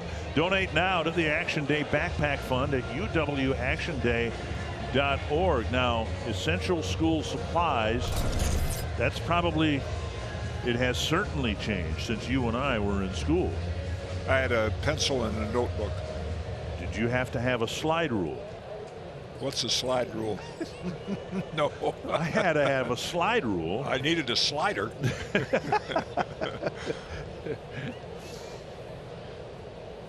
Swing and a miss. I had to have a slide rule. You know, the thing you slide. Oh, yeah, I know what you mean. Yeah. No. Somebody stole it out of my locker. It might have been the best thing that ever happened because I don't think I ever learned how to use it anyway. Or for that matter, what good it was for. Kepler tracking this liner. Makes the catch, one away. Baddoo retired, and that'll bring up Schoop. You can, the numbers will tell Bailey Ober how tough a day it was for him. He didn't, barely 50% first pitch strikes, and he threw almost as many pitches in 3 and a fraction innings as you normally would throw in 5 or 6. So, you know, I think he got ahead of hitters. He'll learn, I think, to try to polish hitters off in 3-4 pitches. Here's Schoop. Believe me, I told you before, my first year I was 9-17, my first full year with the Twins in '61. Got 200 innings in and walked a lot of hitters, but you know, you reach that point. Arise picks up the roller, 2 down. Where you have enough success that you all of a sudden say, you know, I belong. I wondered about it for a while, but I belong, and I think Ober's had enough success just in a few starts to know that he can certainly pitch up here. But Jim, you pitched 200 innings, 187 hits. How about the walks? Yeah, 82. Oh, man, yeah, that's awful. Yeah. In those days, they sort of said, well, he's a left-hander. They assumed that lefties didn't have quite the control that righties had. Again, control is so much more mental than it is physical. I mean, I know Bailey worked on his conditioning, and now with Rapsodo and video, they can improve their technique, but actual control is more mental than physical. And your control was a lot better in 1962. Won 18 ball games that year. 269 innings pitched. How did you brush your teeth? Oh, wow. Right-handed, I guess. But just 75 walks in 268 innings. 2-0, and now a strike. Yeah, it's the control comes from, I dare you to hit it instead of I'm afraid you're going to hit it.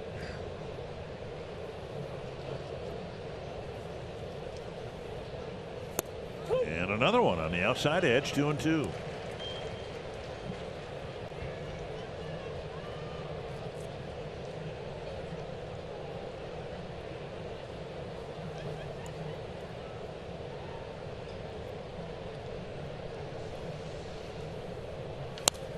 Reached back for 95 miles per hour, but couldn't get it past him.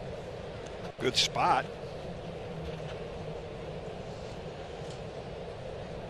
Guys are geared for that today. Chapman with the Yankees used to stand out at 101. That's still awfully good, but talking to some of the coaches of the Twins, that we had hard throwers. You know, you had Ryan Duran and Sam McDowell, but not as many of them. You know, it was more strikes, curveballs, movement, not as much just power, pitch after pitch. 2-2 to Robbie Grossman.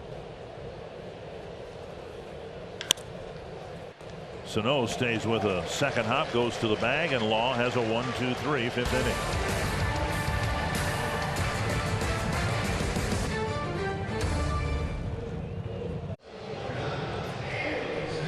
Twins fans patiently waiting for the lineup to start banging the ball around the ballpark. Anderson Simmons will lead off the fifth. Third game in this series where the Twins haven't done any scoring until the fifth inning. But now down 4-0. The other night it was 2-0. Simmons, Arise, and Polanco in the fifth, and then the Twins hope a few more. Big cut and a foul back. Saw that picture of the two kids with the purple caps or lavender caps. Just amazing, the merchandising now, the gear that everybody has in all different colors for all teams. That is a big source of revenue for teams.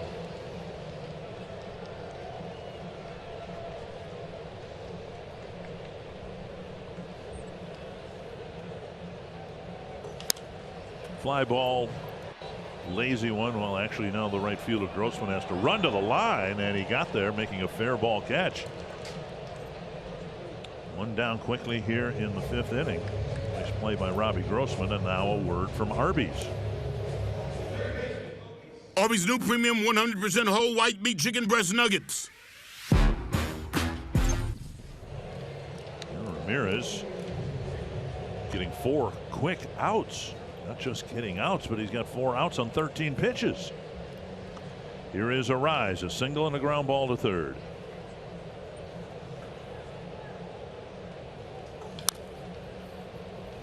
Strike one. Pitching the way you should with a 4-run lead. You know, here it is. Make them hit it. What's the chances of hitting 3 home runs in a row? You know, just keep throwing strikes.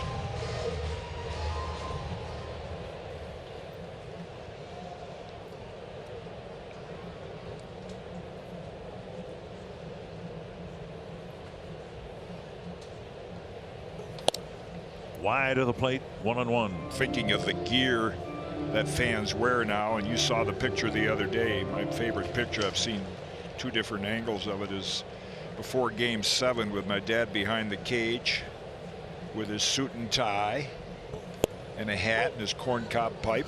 You know, that's the way they dress then going to games, much more formal.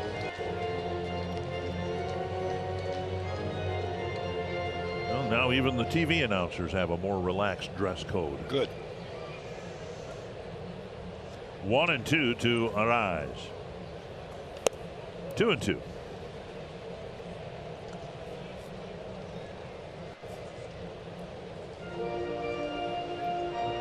Not much offensively for the Twins. A hit batter, a walk, 3 singles.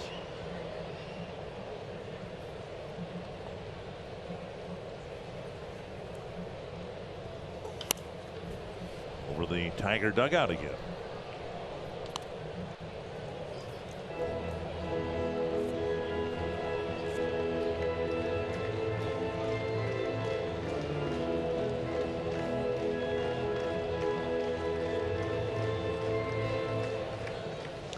Rice trying to get something started with 1 away here in the 5th, just to get on the board.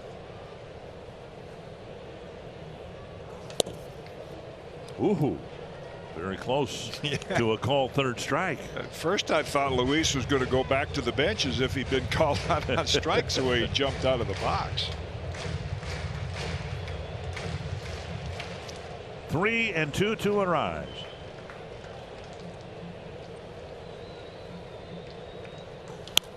Fouled away again. Boy, he is one tough out.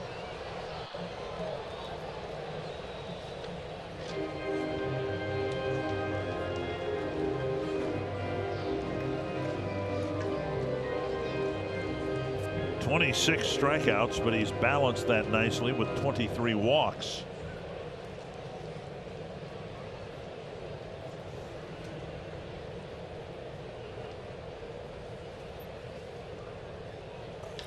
High fly left field. Easy play for Goodrum. 2 down. And that'll bring up Polanco. If you've ever wanted to play catch at Target Field, you can join us Saturday, July 31st for the 2nd and final Twins Catch on the Field presented by Securian Financial. Each ticket includes a Twins logo baseball, a 1-hour catch session, and a day of fun at Target Field. Limited tickets are available at twinsbaseball.com/catchfield. So 2 kids can go out on the field and play catch? Mm-hmm. It's a 1-hour catch session. I'm not sure my arm would be able to do that anymore. Play catch for an hour. Play catch is a phrase you don't hear much anymore. And when we were kids, it would say, hey, let's go have a catch. Let's go play catch. And you took your glove and ball, and that's what you did. You just threw and maybe spin it a little bit, see if you can make it curve. I had not heard that phrase until the movie Field of Dreams. Really? We played catch. Yeah. We didn't have a catch, but that's the phrase they use in the movie. Yeah, play catch is what I think what we used when I was a kid. 2-0 to Polanco. Kevin Costner tearfully asks his dad, "Dad, you want to have a catch?" Yeah. Great days. 2-1. Nothing like day baseball. Hear the murmur of the crowd, and nothing much going for the Twins, but still such a nice, relaxed atmosphere for people to come out on a Saturday afternoon.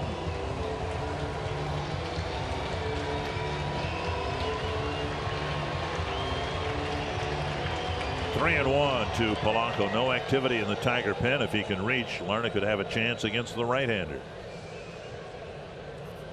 Squaring to bunt with the entire left side of the infield open. And it's a foul. 3-2. Well, not a bad idea. Get a base runner. They're giving it to you. The one thing, and even though he fouled the ball off, the thing he does well in situations like this, he's not in a hurry. Yeah. I mean, he squared and just was going to try to put the ball in play and run to first base. Now 3-2.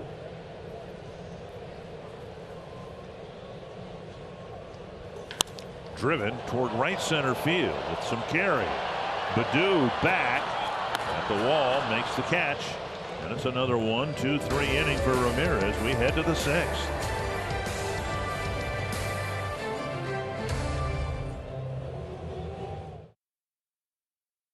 Minnesota Twins baseball on Bally Sports North is brought to you by Grand Casino. Let your story begin. And by Chevrolet, the #1 selling brand in the Twin Cities. All Tigers so far, a couple of home runs, couple of walks have come around to score, and it is 4-0. But we're just crawling into the 6th inning, and it'll be Eric Haas leading things off.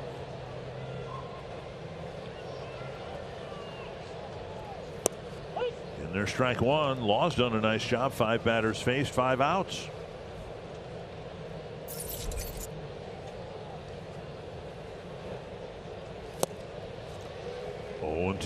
Always the reason to shine when you're in a big league uniform, no matter the score or how many games out of first your team is. There's scouts in the stands. I mean, Derek Law's 30 years old. He's been around for a while, so you pitch a few scoreless innings and scout says, hey, this guy could help us. So every time you're out there, it's like the last game you'll pitch.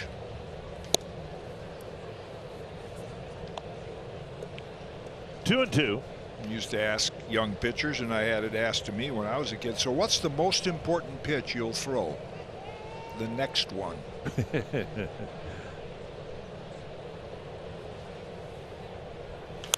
Fouled away.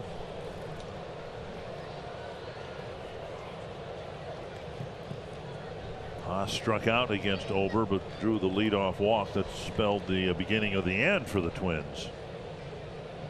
Right-hander, back-to-back walks, both of them coming around to score in the 4th.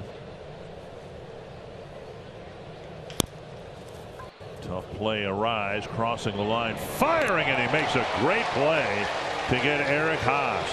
He ended up near home plate by the time his momentum finished 1 away.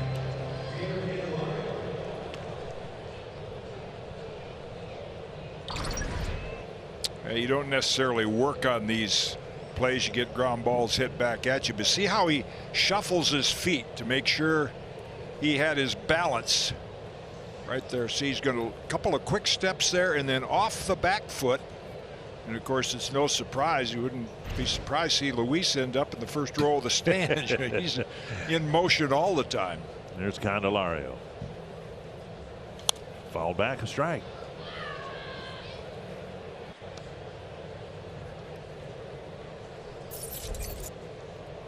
Full day of baseball across both leagues. Mets with another doubleheader, their 10th. Isn't that something? 10 doubleheaders already. And I was glad to hear Luis Rojas, their manager, say, I'm really liking these 7-inning games. You know, it's easier on your pitching staff. Players aren't standing around in the field because most games now are 3 hours plus. I was stunned couple years ago when I heard you in an interview say you're for seven-inning games. Oh yeah, 7's the new 9. Even in the days I was doing Yankee games when they were winning all the time, the late 90s, 7th inning, 2.5 hours, people start leaving the ballpark. Danny Coulomb warming up. 2-2 to Candelario. My theory would be you'd only need 10 pitchers, so the extra 3 or 4 could stay in the minor leagues and hone their craft instead of going up and down on that elevator like they do all year. And he came inside to get a strikeout. 2 down. Your position players would not be standing out in the outfield. I think you'd have fewer injuries. Rocco's going to bring the lefty in. Starters, you might even see a few complete games here and there. Arise giving Law a hearty handshake. Really nice job. 7 batters, 7 outs. And he'll check out for Coulomb with 2 gone in the 6th. It's 4-0 Detroit. And you can roll up your sleeves to give blood and help save the lives of patients that depend on blood every day. Bally Sports North has teamed up with the American Red Cross for the Roll Up Your Sleeves campaign. Your donation will help save lives. Visit ballysports.com/cares to schedule your appointment now. Now, I saw something that might be noteworthy here. I've never seen it before. Yeah. Greg Gibson, in the middle of Danny Coulomb's warm-up tosses, came out to the mound and checked his cap, and now there's a conference between Gibson and Rocco Baldelli. I've never seen an umpire do that in the middle of the warm-up tosses. Here's a look after he threw that pitch. Greg Gibson out there. See, he's got a little something on top of the cap. A little rosin. Now, they haven't made him change caps yet, and he hasn't been ejected from the game, but there is some issue apparently with Coulomb's cap. Boy, they're getting picky. And I think we're going to have a delay here. Coulomb's ready to go, but we're not anywhere close to restarting, and they're going to make Coulomb put on a different cap. My goodness. And the manager will go to the mound here, and along with Greg Gibson, you got to just make sure that he actually did switch caps, I guess. And I don't know how an umpire could. I didn't see anything visible. Did you? I saw a little, like I don't know if it was dirt. You know, sometimes you'll go down, pick up the rosin bag, and you hit the dirt on the mound and go to your cap. Well, he's got a nice new one now. Here's Castro. First pitch whacked to right field, a base hit. And Kirilloff's able to cut it off and hold him to a single. Good play by Kirilloff in the right field corner. All right, here is the issue, or was the issue. This is the cap that had to be taken out of play. Just a little light spot there, yeah. Well, relief pitchers, when they come in, are checked, and it might have been that Greg Gibson saw it, thought about it, and said, no, we got to get rid of that.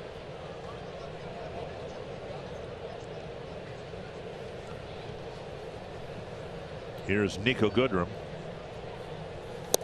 And a strike on the outside edge. Might have to look at changing uniform colors and get khaki caps. So they're like the same color as rosin. You won't tell the difference. Danny's numbers. 1 inning on the homestand, 3 strikeouts. Swing and a miss, 0-2. He's done a nice job. There's Goodrum's home run to right field against Ober. 109 miles an hour anytime they're over 100. Every now and then you'll see especially at Yankee Stadium in that short right field, you'll see somebody at about 98 who'll get out of the ballpark. 2 strikes. Check swing. No. Says first base umpire Will Little. And Jeffers with the block. I like the way Greg Gibson, I've seen him umpire a lot of games. He's the crew chief. Boy, he takes charge, which is good to see. Nothing passive about the way he runs the game.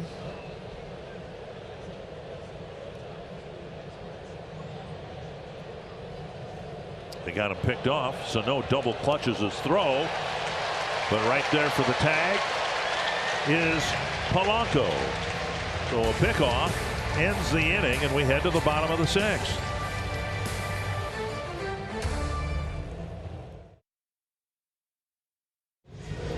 Earlier we showed you Billy Evers giving signs as to when a pitcher should throw over to first, and we've noticed all year long the Twins have really done a nice job picking runners off at first and second base. So let's give credit where credit's due. Yeah, it's his major league coach.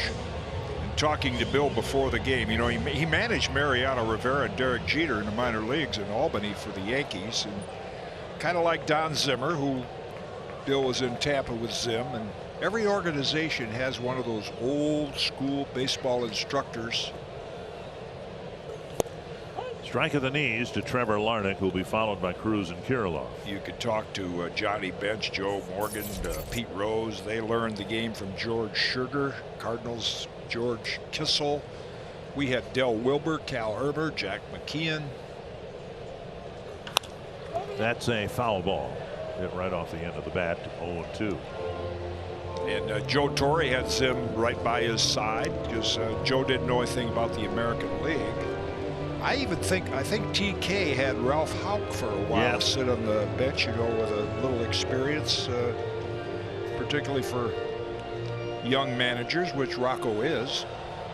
And TK was, and I think it probably took about 3 weeks before everybody realized he really didn't need Ralph Houck. Right, they were trying to find something for him to do towards the end. They even ran him up in the broadcast booth with me. I did a couple of games with Ralph Houck. Ralph, the major? Oh, man. I came up and I was honored to meet the man, had lunch with him. They brought him up to the booth and he put the headset on with the microphone behind his neck. So we had to start from scratch. Yeah, one of my favorite letters back in '62 was an invitation for the second All-Star game from Ralph Houck. He was the manager. I always, when the Yankees went downhill, in the late '60s, I'd say to Ralph, you know, your guys, I know you didn't have a lot of success, but man, you guys, you showed up, you played hard every game. Ralph said, Jimmy, that's the problem. A lot of them showed up every day. 1-2 to Larnach, and up and away, 2-2. Should maybe wish they didn't. They went through some lean years there, but he was quite the baseball man. Twins need to get something going. This has been the part of the game in this series so far where they have been swinging the bats better. And on the outside edge, Larnach strikes out for the third time. Good little backdoor breaking ball there by Ramirez. One down, and now Cruz. Pitch to the hitter that looks like it's going to be outside. See, the catcher's out there. Yeah. And a generous call. But oftentimes that's not a real good spin to a slider, but with the catcher sitting there and the umpire looking over the right shoulder, you get the benefit of some of those close calls.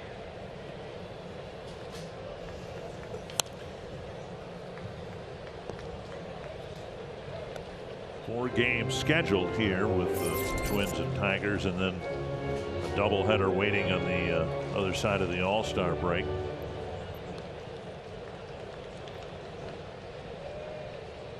Cruz with a couple of singles, his first 2 hits in the series.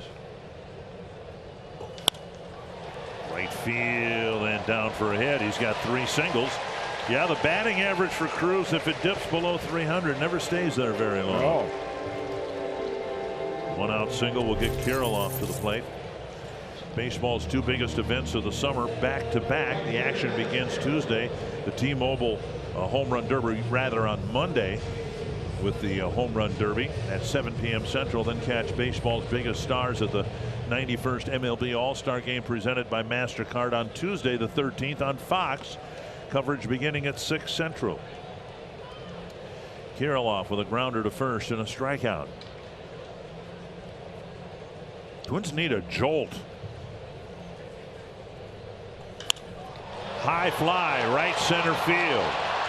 There's your jolt.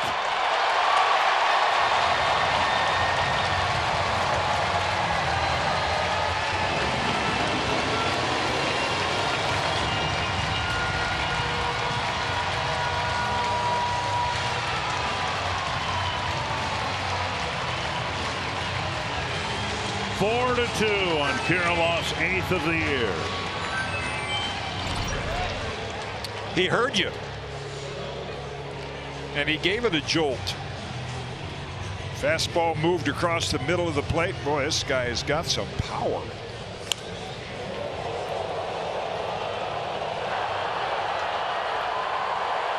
When the outfielders just kind of turn and look. Yeah. That was a no-doubter. 4 to 2, and now Miguel Sano pulled a couple of ground balls for outs. In there, strike one. 429 feet. Of course, as a pitcher, once it goes over the wall, you don't care if it's 360. I mean, it's a home run. You gave it up. You can recognize that sound as soon as it hits the bat. It's an ugly sound to a pitcher. Pulled foul. I think the Tigers will get somebody ready in a hurry. Yeah, it just takes one swing to get back in the game.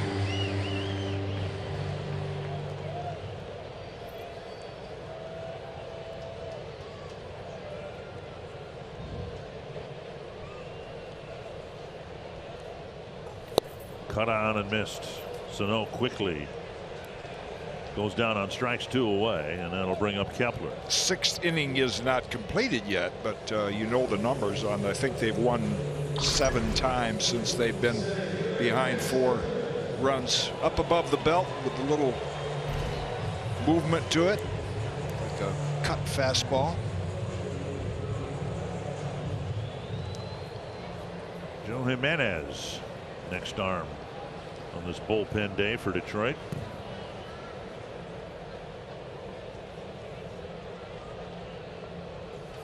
And a first pitch strike. A.J. Hinch hoping to get through the 7th inning, and then he'd turn it over to Cisnero and Soto in all probability, right? Yeah, Soto really done a nice job, hard throwing lefty. Going to the All-Star game. 1 strike to Kepler. 2 strikes.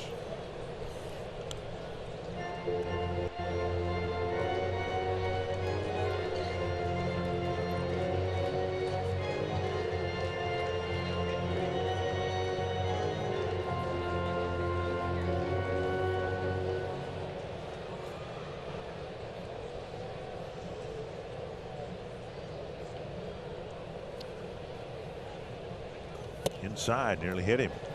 1 and 2.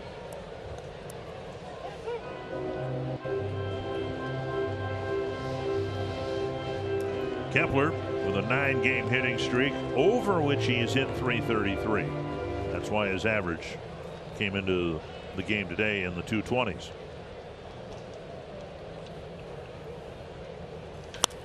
Big pop-up. Zach Short with the catch. Twins get on the board. Cruz with his 3rd hit. Kirilloff with a home run, and it's 4 to 2.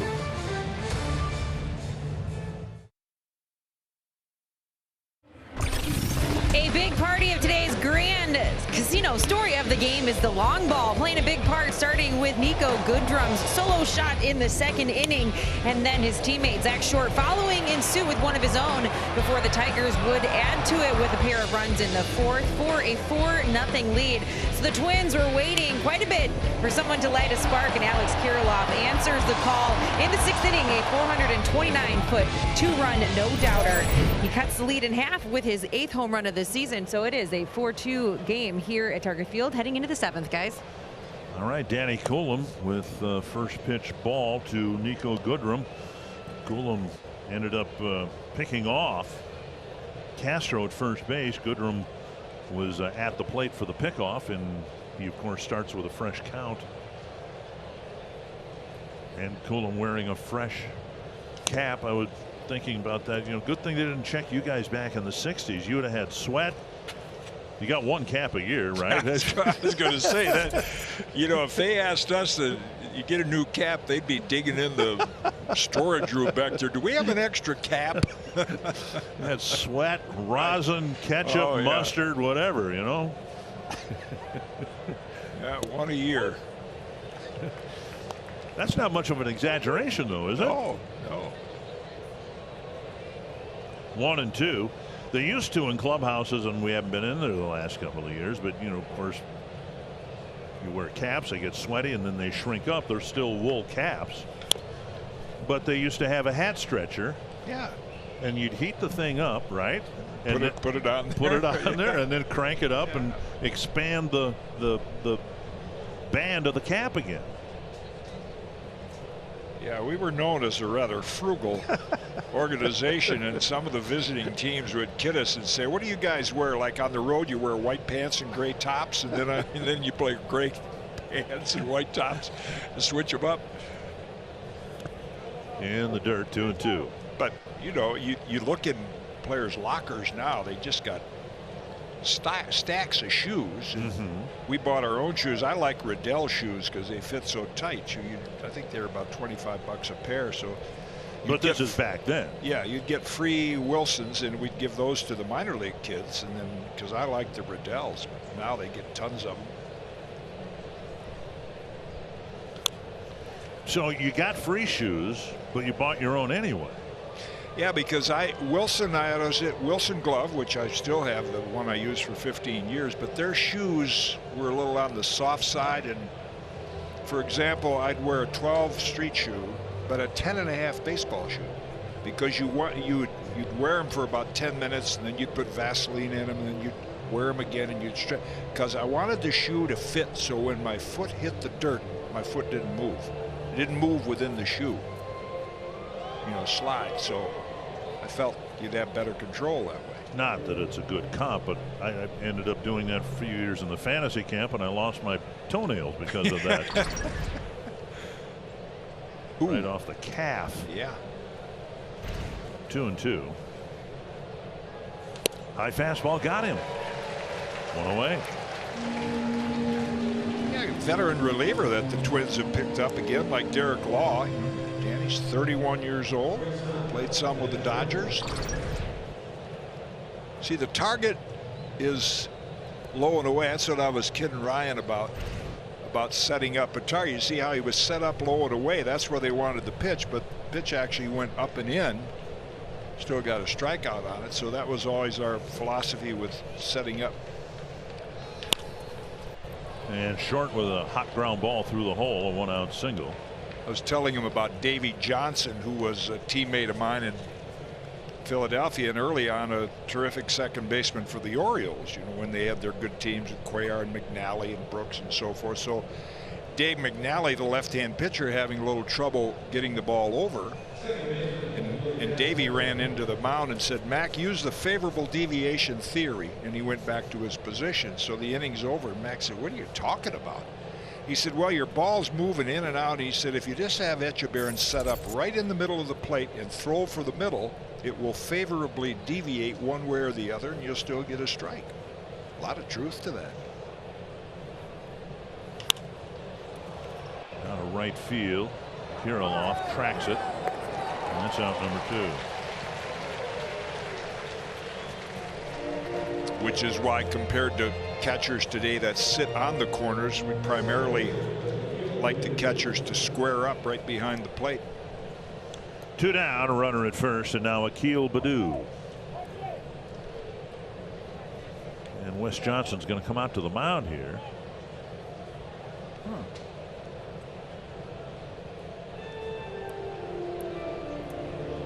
Baddoo is 0 for 3. And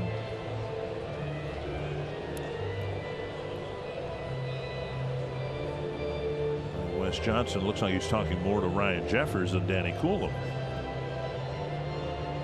And the Twins have a fresh arm getting loose in the bullpen, but throwing very easily. Sometimes you'd send a coach out there to give the reliever a little more time to get ready.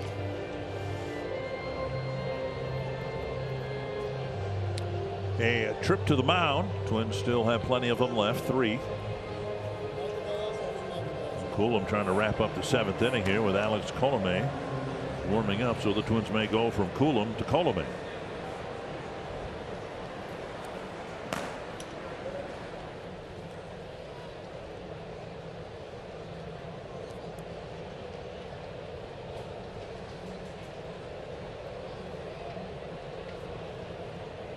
Lefty against lefty. One way or the other, very likely the last batter for Coulomb, because right-hand hitting Jonathan Schoop's on deck.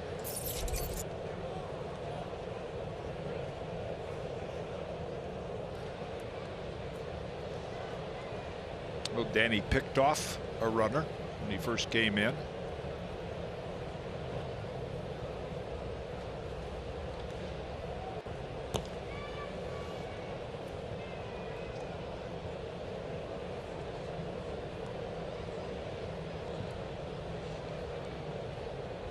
Bill Evers, middle of your screen. He'll give some signs, go to his nose and so forth, get some signs, ready to throw to first.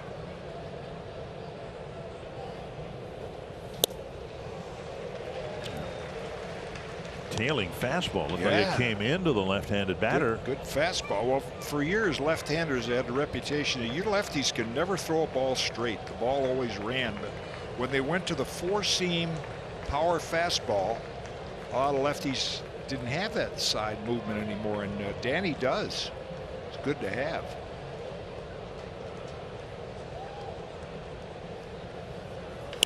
That's hit well to left field. Larnach chasing it, making the catch on the edge of the track. Coulomb breaking in a new cap and giving the Twins an effective relief outing.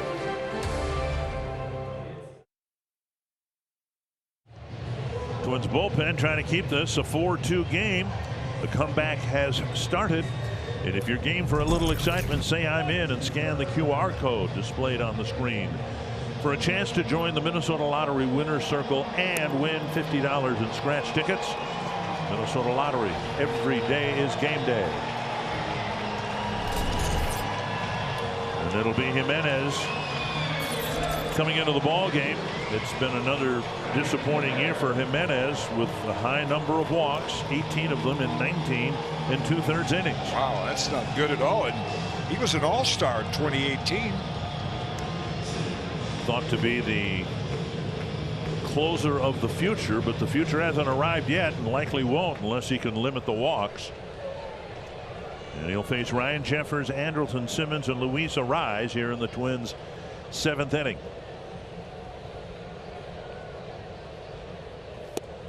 In there for a strike.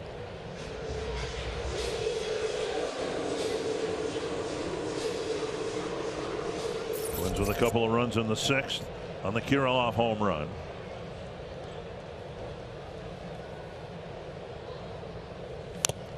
Fouled off the catcher. 2 strikes. Another pitcher with the size of an NFL lineman, 6'3", 277.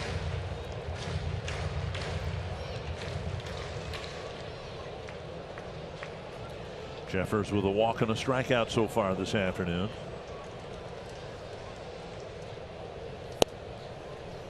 Remember that great promising reliever they had years ago, Joel Zamaya, and injured his thumb on a video game, Pac-Man or something like that, and never recovered. Tore some ligaments or something. He had a nickname in the Twins clubhouse, Joel Zumbaya, because he threw so hard, upper 90s. He did. Good example of play catch instead of video. 2-2 to Jeffers, leading off the Twins' 7th. They'd love to get him aboard. Checked his swing, barely, but he did. 3-2.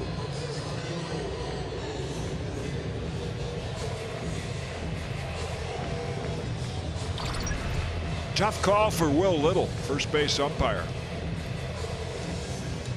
Got to have strong hands and arms to hold up like Ryan did.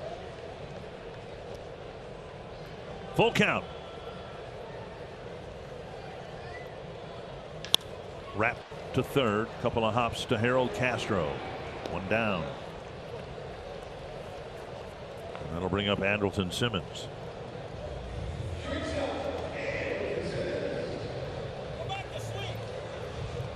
Simmons 0 for 2. A strikeout and a fly to right.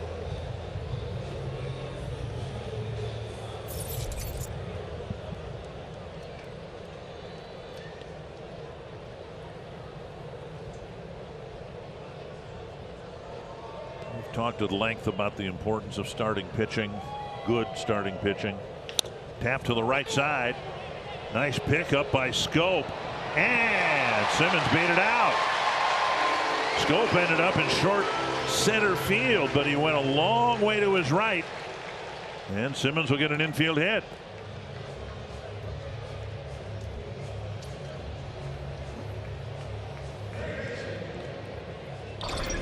I think you see that sometimes with a player. He's used to playing a middle infield position. And, you know, instead of planting his foot, which he couldn't do, and getting a little more on the throw, he threw it like a quarterback throwing a screen pass. Jimenez over there, but too much of a rainbow throw. And now Arise 1 for 3 on the afternoon.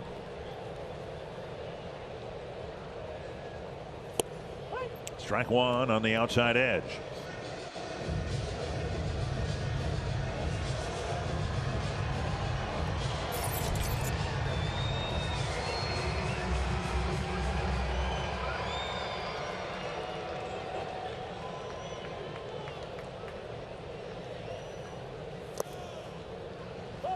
And a pitch in the dirt.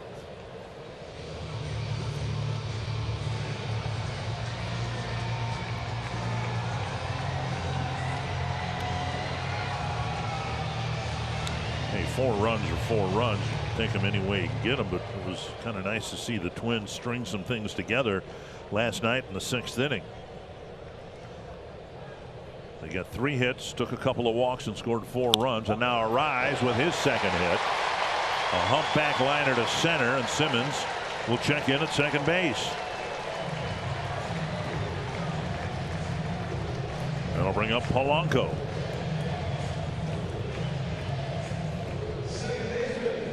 Well, just like that, the little infield single, and Arise picks out a pitch up and away and hits it right up the middle, and suddenly the Twins have the lead run in the batter's box. So not with walks, instead hits. The Twins have a threat here in the 7th. And now Polanco 0 for 2. He was hit by a pitch in the 3rd.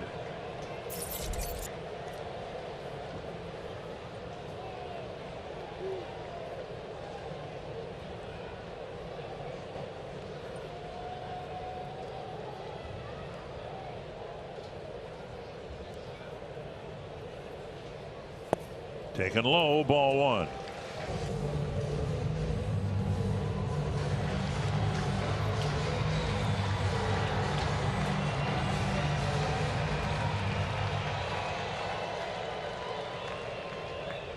Good spot for a double.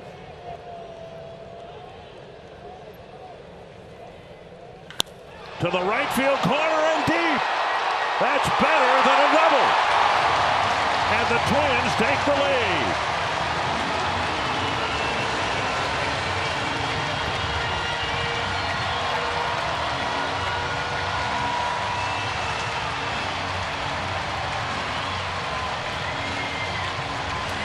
Five to 4. Polanco hits his 11th of the year.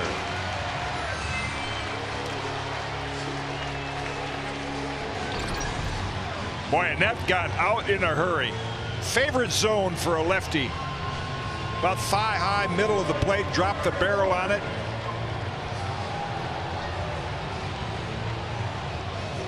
And just like that, and the Twins have only come from 4 runs behind. Kirilloff with a pop-up left side. Castro, Harold fighting the sun. There's the catch, 2 away. I believe we pointed out the other day they were about 7-32 when trailing, which most teams are trailing on. And early in the year, you were pointing out how they got a lot of leads and then lost it. Now they're behind and they've got the lead. Have their good guys out in the bullpen to come in and try to nail it down. And Jimenez muttering to himself out there. It's not the usual way that he's fought his way through an inning. He's thrown strikes.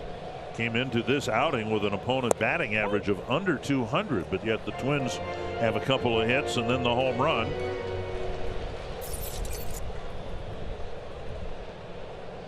Cruz with 3 singles. High and tight. I thought we might see one of the Tiger left-handers, but A.J. Hinch used Alexander and Kroll last night, and managers hesitant to use pitchers back-to-back days, so I'm sure he's hoping that Jimenez would get out of this inning and then go to Soto, his ace. Now veteran Derek Holland, wow, he's been around forever, isn't he? Just brought to the big league club with Manning being sent down. Holland was on a rehab assignment. 2-2 to Cruz.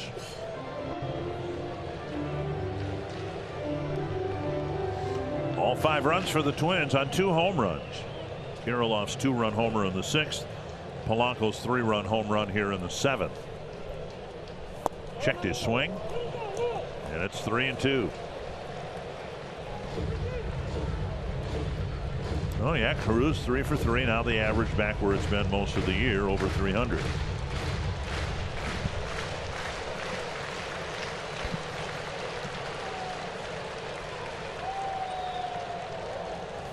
And Cruz will take a walk, and that'll give Kirilov an opportunity here.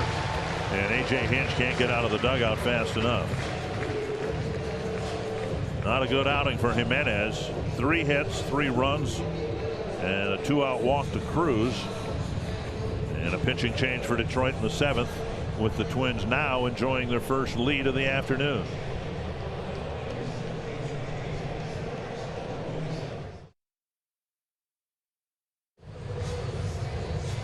Twins have come all the way back from 4-0. The comeback started with Alex Kirilov's 2-run home run in the 6th. Yeah, this is what got him on the board. And both these home runs hit with authority. That one out there well over 400 feet.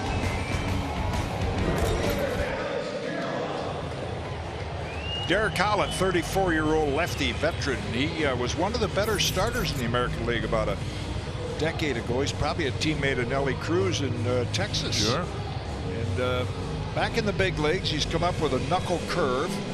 Still a decent fastball. The numbers don't look too good this year in 15 innings. He's got a lot of strikeouts, high walk total.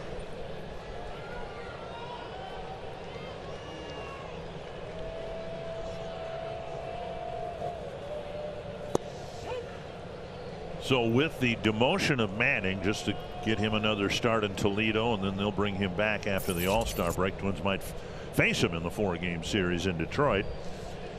In adding Holland, they now have 5 left-handed relievers. Some teams don't have any. 1-1.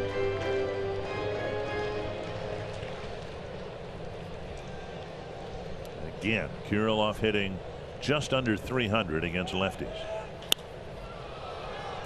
Over by the tarp and out of play.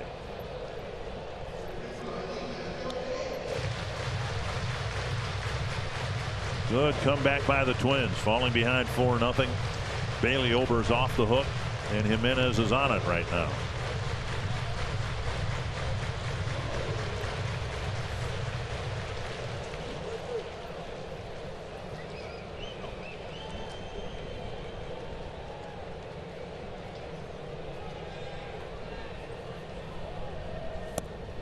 Down and in, 2-2.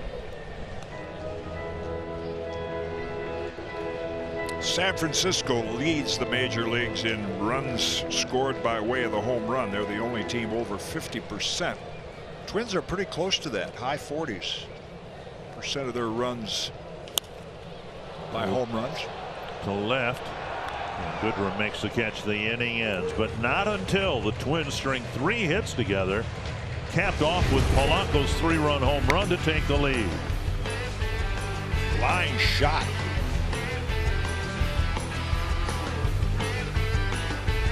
Annie Sabo with your Mall of America Studio Sports update. The final series before the All-Star break wraps up Sunday. The Twins, they will host the Detroit Tigers in the afternoon before a few days off. Tune in to Twins Live prior to the series finale right here on Bally Sports North. Twins hope that they'll be playing for a 4-game sweep tomorrow. They've taken the lead now thanks to Polanco's 3-run home run. And Alex Colomé entrusted with a 1-run lead in the 8th inning.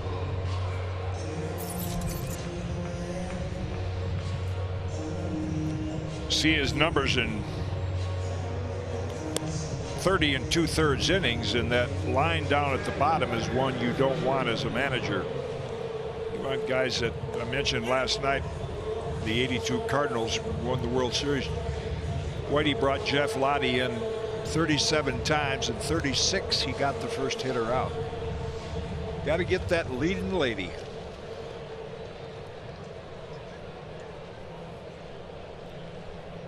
Colomé with a whip of over 1.5. He'll be facing the right-hand hitting Jonathan Schoop, the switch hitting Robbie Grossman, and the right-hand hitting Eric Haas.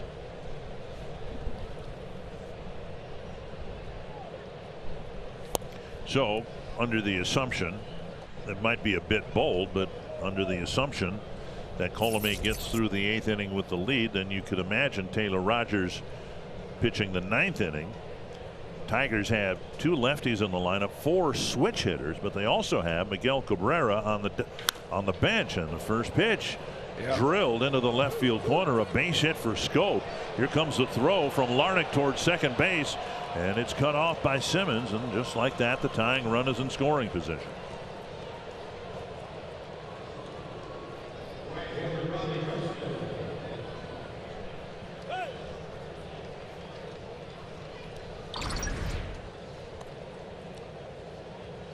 See again, target was designed to be outside. The ball breaks down and in toward that, almost like Polanco from the left side. Down and in. Such an easy pitch to drop the barrel on it. The one that's above the knee, inner half.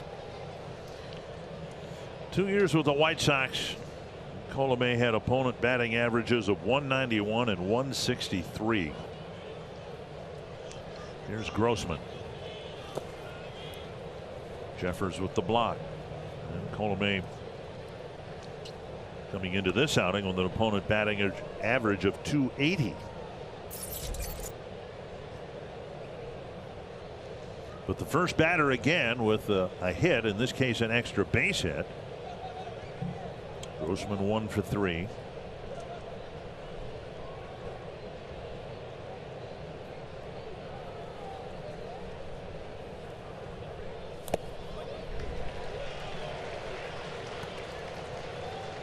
One and one. Well, I think what Robbie's trying to do right here with the Twins, that big shift, and with the Polanco out in right center field, just hit the ground ball to the right side and advance it. It's his goal right here.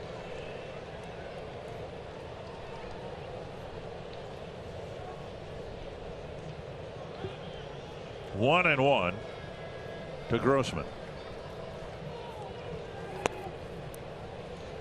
2 and 1.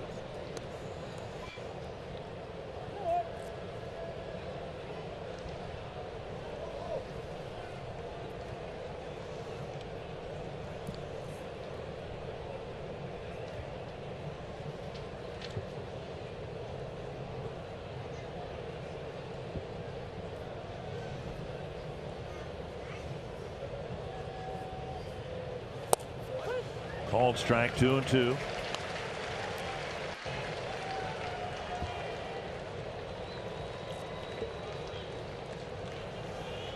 Rogers getting loose in the 8th inning after the leadoff double.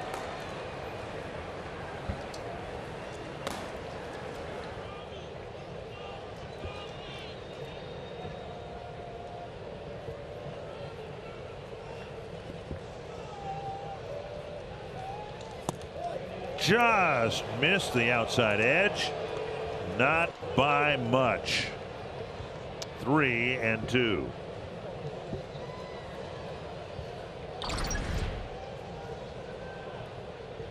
Tough pitch to take.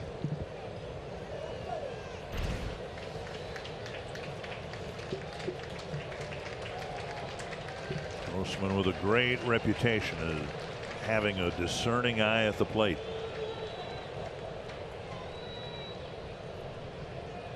Full count to Grossman.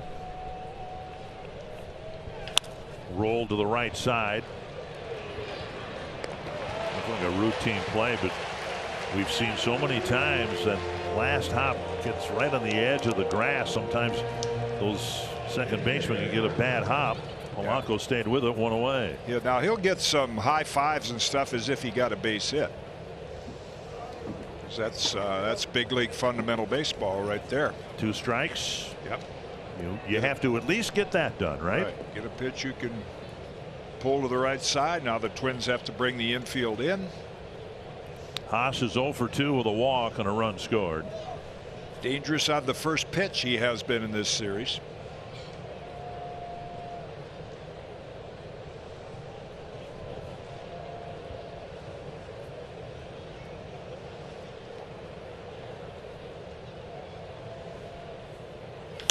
Foul at the plate.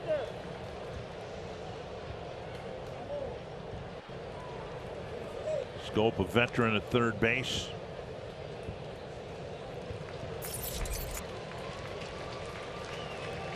Teams sometimes, do they not, put the contact play on, otherwise let a veteran guy determine whether he should come home? Yeah, I think with the infield in,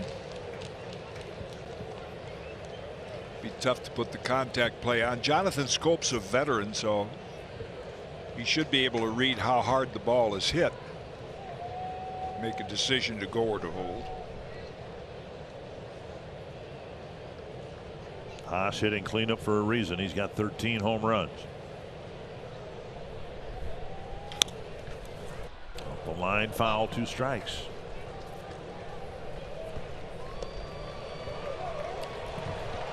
So you're saying, okay, what is Colome's strikeout pitch? And he has had just under a strikeout per inning pitch. But in his successful years with the White Sox, he was a pitch to contact guy. Didn't rack up a whole bunch of strikeouts, but he could sure use one here. Sure, you got to trust your catcher. If you're a splitter, whatever you throw in the dirt, trust Ryan Jeffers can get down there and block it. Haas will strike out 1 out of every 3 at bats.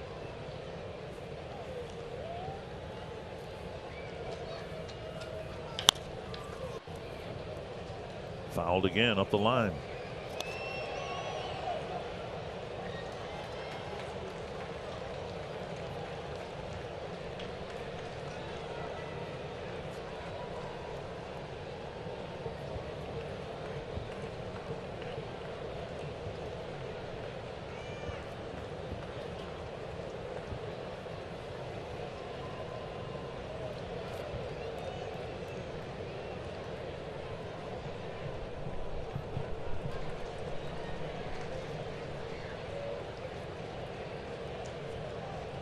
Two strikes to Eric Haas. Got him looking.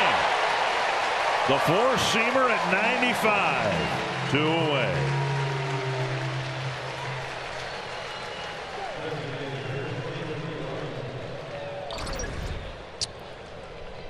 Perfect pitch. You see Ryan Jeffers' target inside, and that's right where it was, inside at the knees. What they call the four-seam or the cross-seam fastball. No horizontal movement to it, just right over the top. Mid-90s. Infield back. I'll say at normal depth, but of course they're shifted with the left-handed batter up. Simmons, a shortstop, lined up behind second base.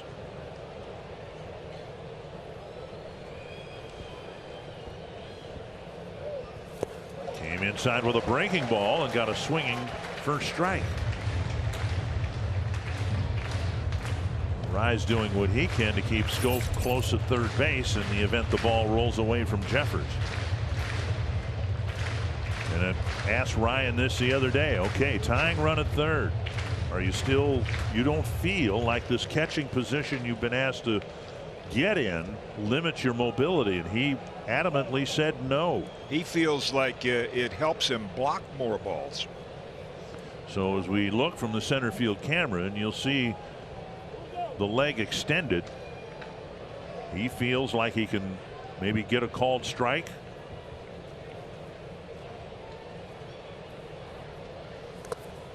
And that one was landing in front of the plate in a block.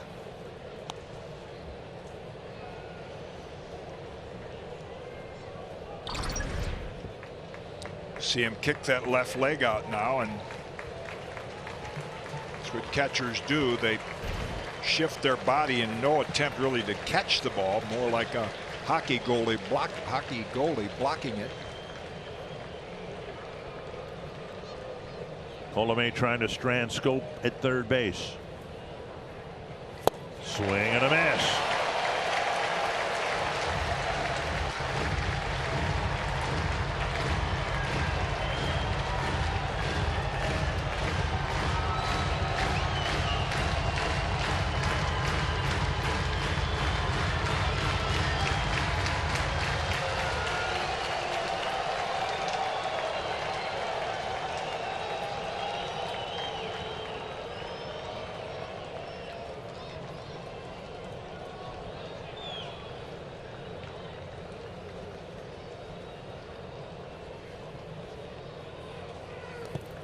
Blocked by Jeffers. 2-2.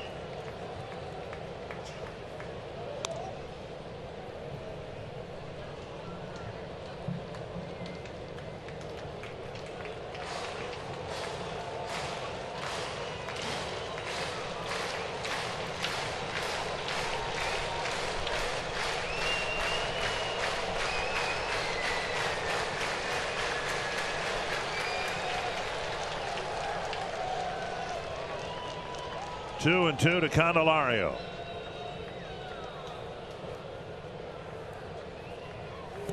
Got him. An eighth inning hole for Alexander Colomé.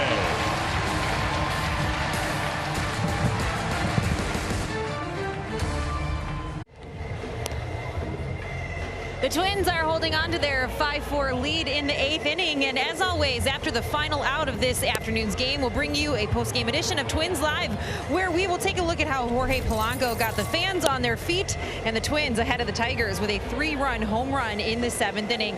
We'll also celebrate Nelson Cruz and not only his bat, but his epic base stealing abilities. He's now 5th on this team with 2 stolen bases of the season. Pretty impressive for 41 years old, and we will also hear from Rocco Baldelli. That's all coming your way after the game, guys.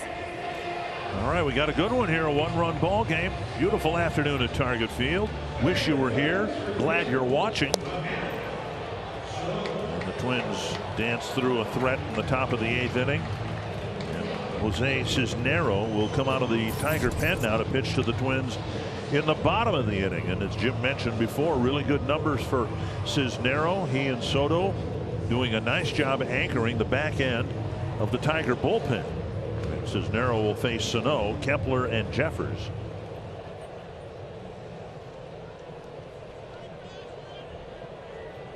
Earlier you saw, or we saw, and we showed you, Taylor Rogers warming up in the pen. He's not throwing now, but typically he'll start throwing again after the first out. Sano hoping it won't be after his at bat. He's 0 for 3. Big cut and a miss.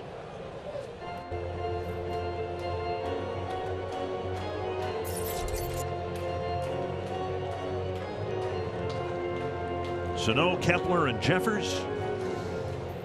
All 3 of them looking for their first hit. Twins have only 8 hits, but 5 runs scored on 2 home runs. A little bit low, 1-1.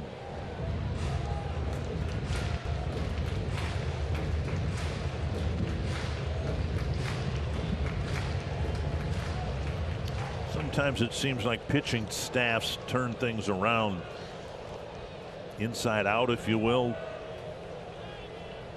by solving their issues at the end of the game before they solve their starting rotation, and maybe that's what the Tigers are going through. When you have a lead late and you lose it in the 8th or 9th inning, now the Tigers lost their lead in the 7th, it just tends to make your team wilt sometimes. And the Tigers have got a couple of guys now at the back end of their bullpen in Cisnero and Soto that have done a nice job securing those leads, protecting them. That's why Whitey Herzog in '82 was fortunate to be a member of the Cardinals when we won the World Series, and I still wanted to start some games because I had started some in '81, and said, I want you to be my lefty guy in the bullpen. I'm going to build my pitching staff from the 9th inning back. We started with Suter, Jeff Lottie, Doug Bear. This is kind of a team within a team. And that's kind of maybe what the Tigers are accomplishing, either by design or not. They've got some major issues in their rotation. They got some young guys that are showing a lot of promise, but for as long as Cisnero and Soto are effective, they've got the 8th and 9th innings pretty well covered. Yeah, for years, relievers were kind of pitchers that weren't good enough to be starters, and that's certainly changed. 3-2 to Sano, trying to get aboard here in the 8th. Fouled back.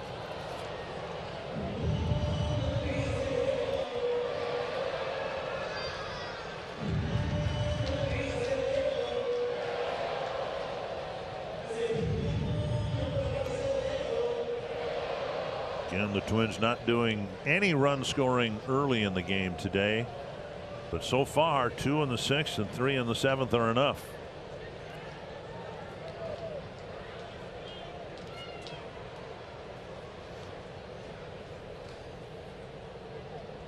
And there's ball 4, and Sano's aboard to start the 8th inning. Elevate your Star Wars night experience with the purchase of the exclusive Star Wars theme night package on Monday, July 26th. The purchase of this special ticket package includes a first of its kind Nelson Cruz Boom Saber bobblehead. For more information, log on to twinsbaseball.com/Star Wars. A little over 21,000 to paid attendance today. Kepler with 3 airborne outs to center, right, and to short. Fouled, 1 strike. Walks have been a big part of the scoring today. I think that's what hurt Bailey Ober. A couple of walks after being ahead of hitters, gave up 2 solo home runs.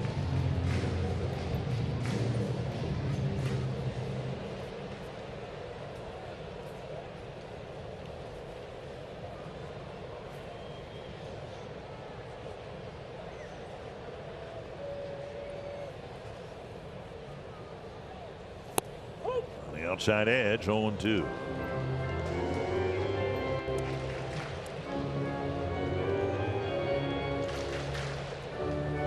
Might be his last chance to extend his hitting streak to 10 games. A lot of room on the left side.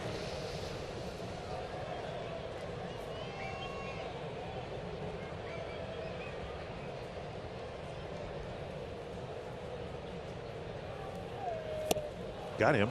1 away. That'll bring up Jeffers. And instead of Jeffers will be Josh Donaldson. Yeah, I thought the way Max has begun to hit the ball the other way, he may take this outside pitch. There again is an example of the pitch designed to go down and in, but it went up and away. And you see the front shoulder pull off, and the result is usually that strikeout. Pull that shoulder off, the bat gets shorter, and you don't reach that outside pitch. Donaldson 0 for 3 as a pinch hitter. Twins just 7 for 45 off the bench. No home runs. And only 2 runs batted in.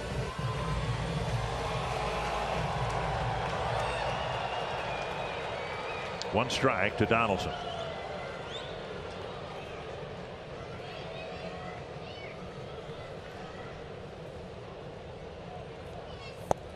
One and one.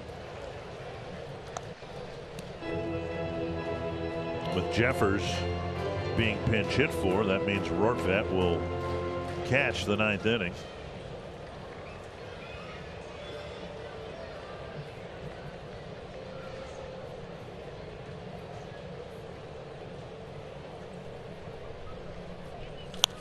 And now 1 and 2. Twins have an emergency number 3 catcher.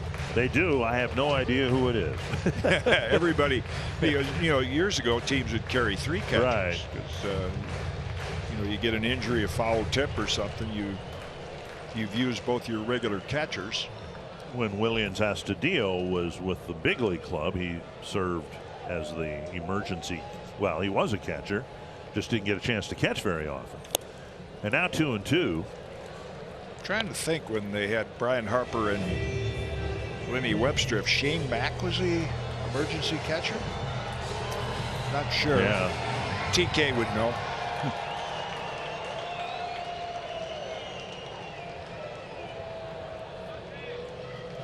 Two and 2. 3 and 2. Simmons on deck.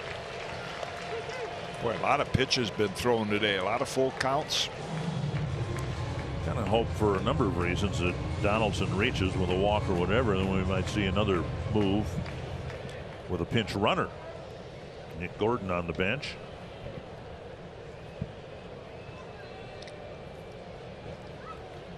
Full count. Sano won't be going anyplace, I don't imagine. He stays put on the ground towards the hole and off the glove of short into left field. So Donaldson aboard. Sano to second. And they're looking in the Twins dugout to see whether Donaldson's going to be lifted.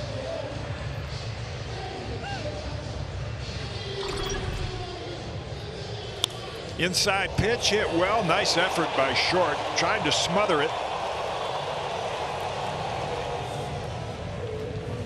Be Celestino running and not Gordon.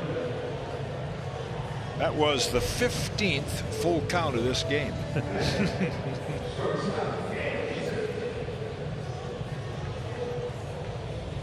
So a good opportunity to tack on. Simmons will bat. Started the 3-run 7th with a single, an infield hit. Oh, I beg your pardon. It's Rortvedt, not Celestino, but Rortvedt, the runner. So 2 bench players left for the Twins.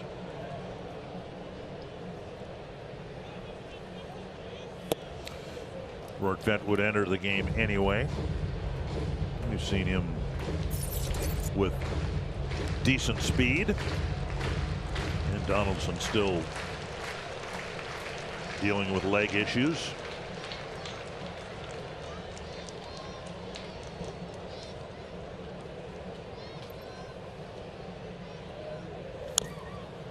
One and one. And as we suggested to you, Rogers warming up. Didn't start warming up until after the first out. Was warmed up in the 8th.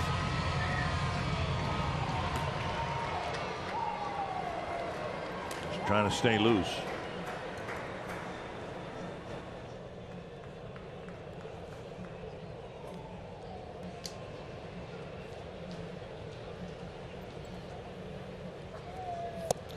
Though not the hitter he once was, as we said, the Tigers still have Miguel Cabrera on the bench. And if you can get another run or 2 here, you might keep him on the bench. He could be pinch hitting for anybody in a 1-run game.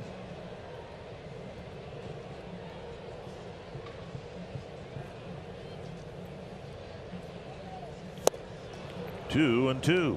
Too big a swing. Men on first and second. Plenty of room to the right side. You can See by that swing, that had tried to pull the ball all over it.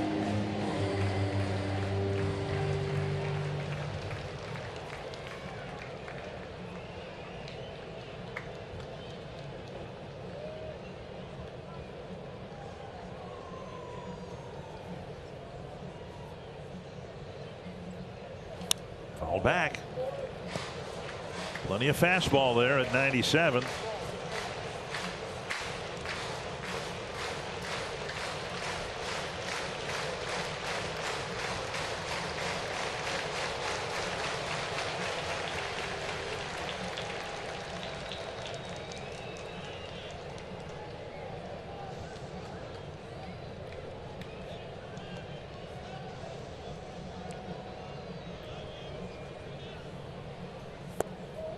Three and two with Arraez on deck. Full count number 16.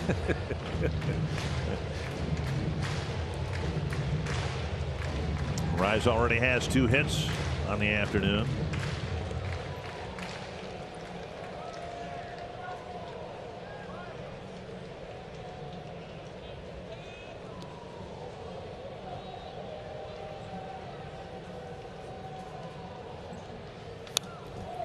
Staying alive. 98 miles per hour.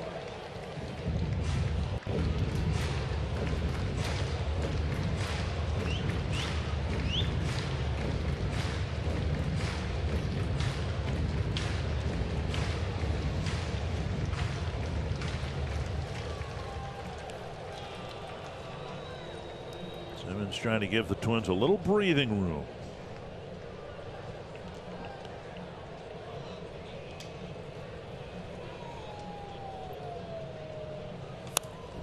Good battle. Country hardball. He knows what's coming. Just geared for that fastball.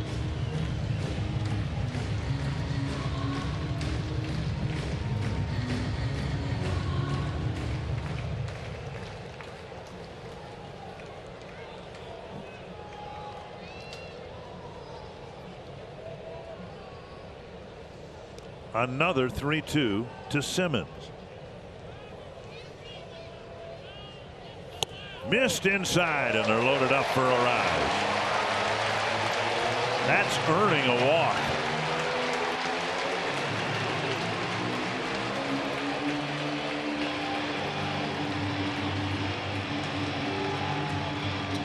And now the ever patient Arraez with the bases already loaded.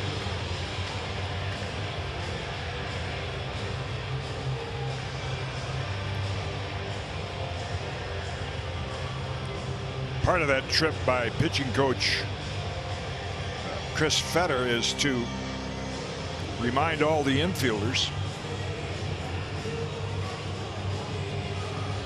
whether they have a play home to first or routine double play. Well, the Twins with 2 walks this inning. Sano the lead runner.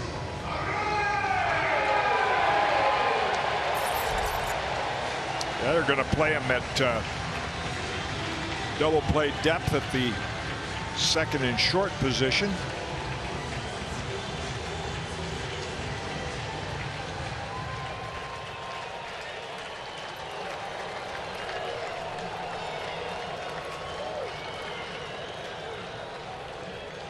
Arraez with a single in the first, single and a run scored in the 7th, 2 for 4.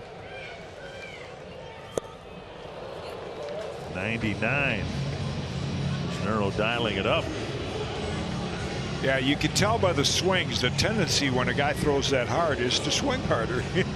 In reality, if you just, as the old days, just beat it, you'd probably be able to hit it somewhere out there in fair territory.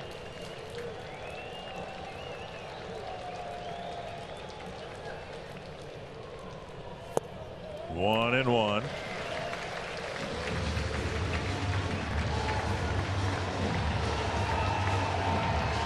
We showed you Cisnero really hasn't been bothered by walks too much. 1 every 3 innings roughly, but 2 of them here in the 8th, giving the Twins a great chance to break it open.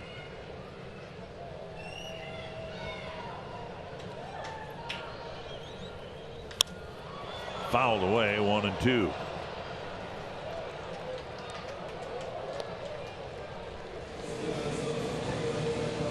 And now the battle begins.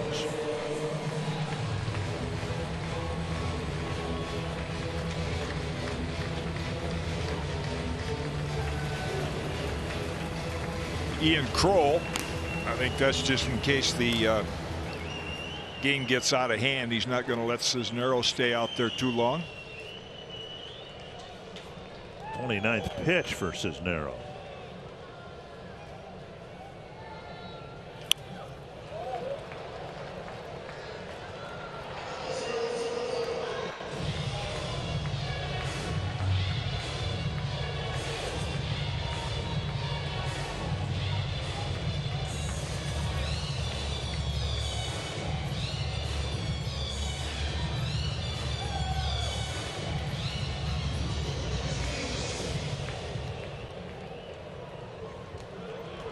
One and two to Arise.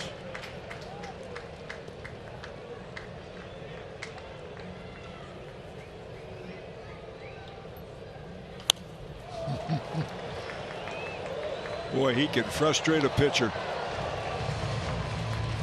Simmons did a nice job of that too. Yes, he did. So well, you're looking at it.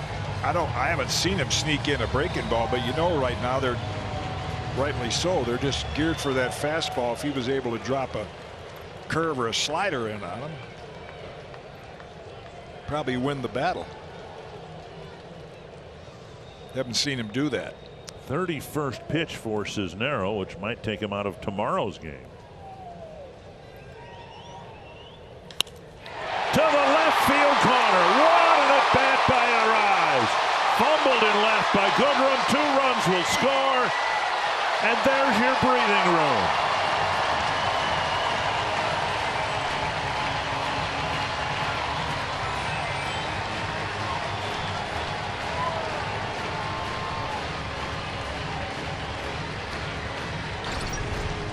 What an at bat. Outside the strike zone.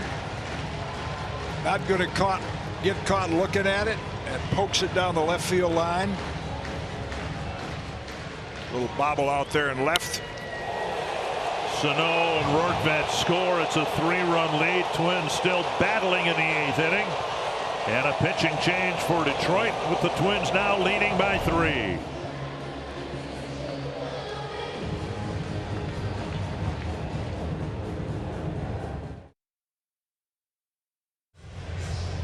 First 4 runs went to the Tigers. The next 7 to the Twins. Arise driving in a couple with his 3rd hit of the ball game.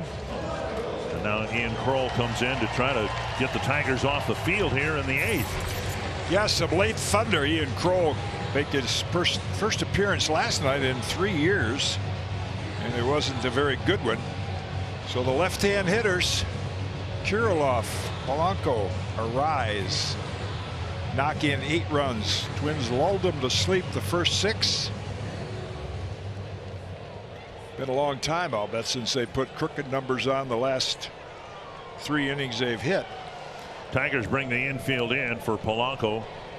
A 3-run home run from the left side of the plate, now hitting right-handed. To the backstop.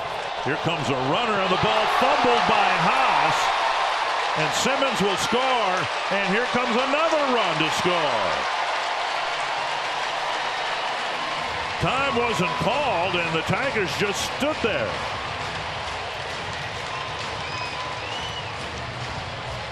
And Arise never stopped running, or if he did, he was told to head home by Tony Diaz. Haas fumbled the ball, and Kroll ran towards home plate, but no one covered it. Boy, it just slips out of his hands. Very little chance for Haas. And by the time he tracks it down and fumbles. 2 from the mound, 1 from the infield, 2 bases. So he was allowed to score anyway. The run scoring because it went into the camera well. The second run scoring. Wild pitch, error, and a catcher. So a little sloppy here for AJ's team the last few innings.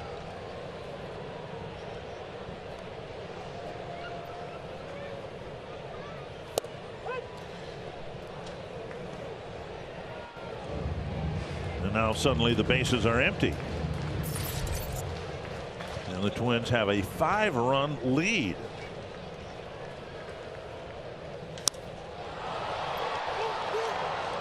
Baddoo coming in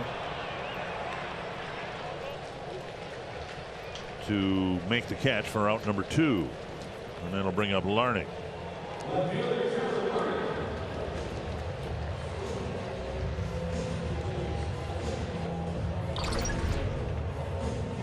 So here's a look at it as it gets past Haas, and then he's going to throw it to the pitcher, and it hops into the camera well, and that's where you see Greg Gibson's signal that Arraez is allowed to score. Because 1 run had already scored before the ball left the field of play. Yep. In there a strike. Been a frustrating afternoon for Larnach. 3 strikeouts and a pop-up. Just a couple of hits in the series, but the 2 hits have driven in 2 runs. So Taylor Rogers will sit down, and now with the luxury of a 5-run lead, Rocco will get a right-hander up. Tyler Duffy.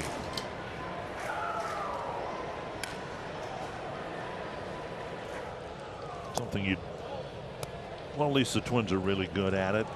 If somebody gets hot in the bullpen, they almost always come into the ball game. Now the situation has changed here,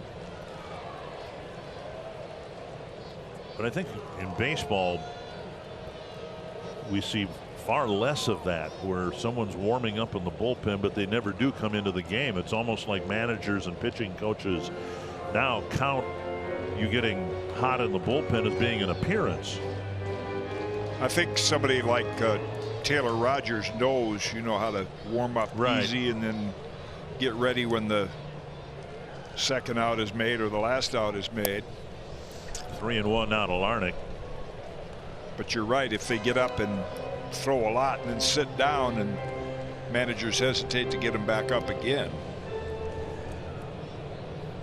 3-1 to Larnach. He'll take a successful plate appearance, get on base however he can. Swung on and missed. 3-2. Trevor again was on a Zoom call today talking about trying to make adjustments. He knows lefties are throwing him a lot of breaking balls with success. He got one on 3-1, and there's one on 3-2. Good inning for the Twins. They got 2 in the 6th, 3 in the 7th, and 4 in the 8th.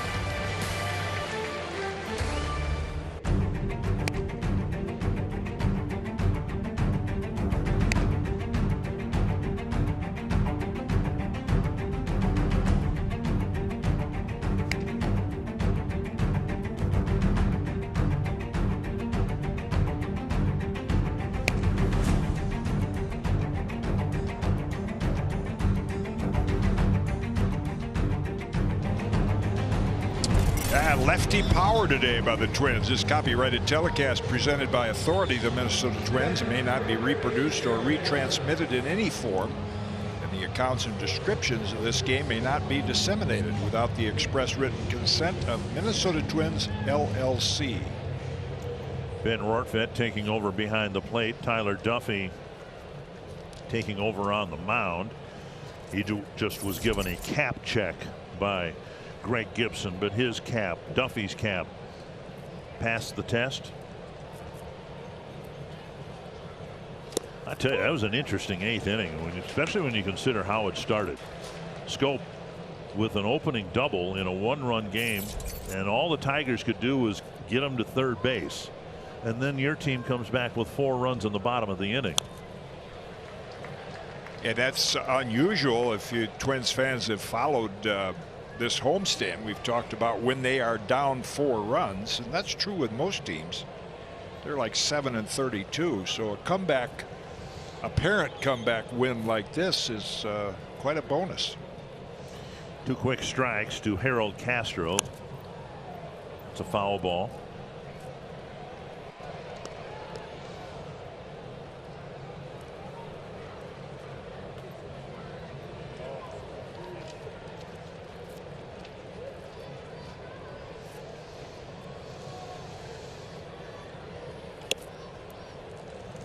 Twins in position to make it 3 wins in a row, and that would mean a chance for a 4-game sweep. And if they could win tomorrow, they would be in a virtual tie with the Tigers.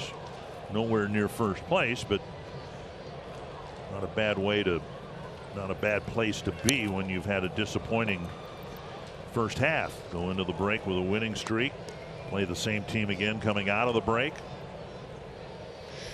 Yeah, the Tigers came in here having played some of the best baseball for the last couple weeks in all of baseball, and even had designs on keeping it going and threatening for a wild card spot. But the Twins have had something to say about changing those fortunes. 3 outs away from evening the July mark at 5-5, and again, that's not great, but Twins had a losing April, May, and June. Popped up, and it'll reach the seats.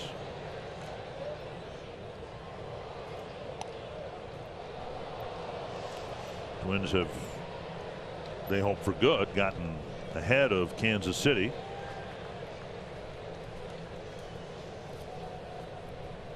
Hope to pass Detroit. Cleveland hanging in there with back-to-back walk-off home runs. And now outside 3-2. 17 full counts. But who's counting?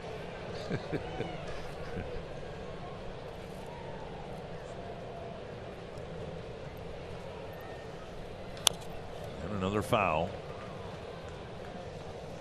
Let's see, 6 times. See, that's over 100 pitches just in full counts.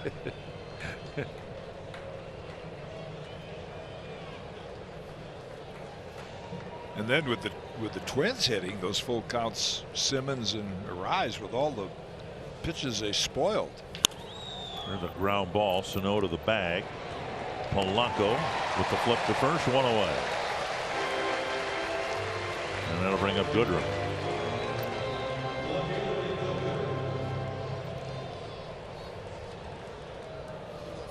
So tomorrow we get another chance to see Jose Barrios coming off a great start where he didn't get the best of it.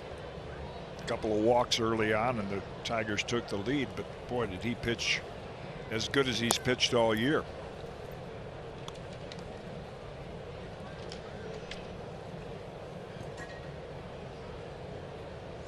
One and 0 to Goodrum. Strike called. Which looked like it was outside.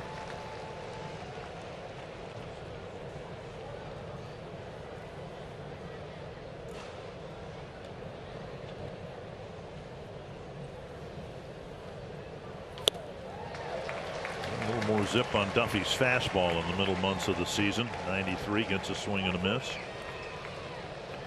Not a save situation, but the guy who really got the save, I guess now they'd call it a hold, is Colomé. Pretty well left center field. Larnach puts it away, out number 2.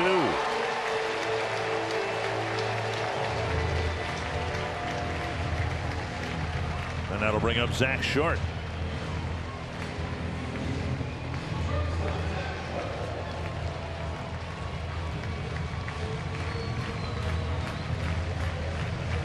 Short with a home run. The Tigers had a 2-0 lead, later a 4-0 lead. He drove in the second and fourth runs of the game for the Tigers with a sacrifice fly.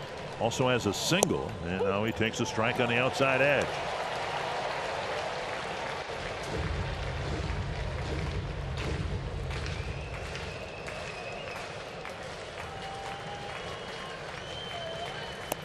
Half swing and strike 2.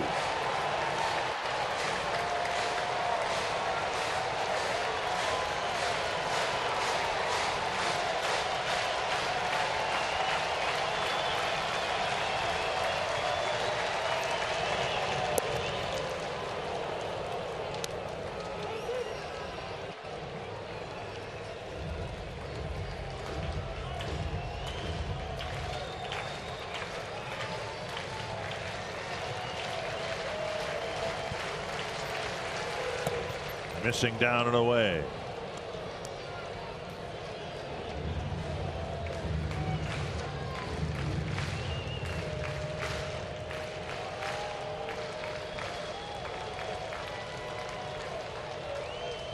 Foul back.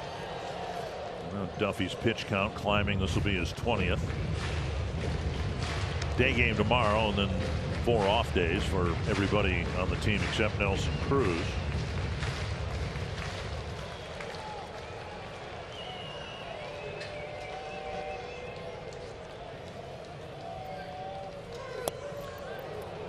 Oh, that's only fitting to finish it off with a 18th full count.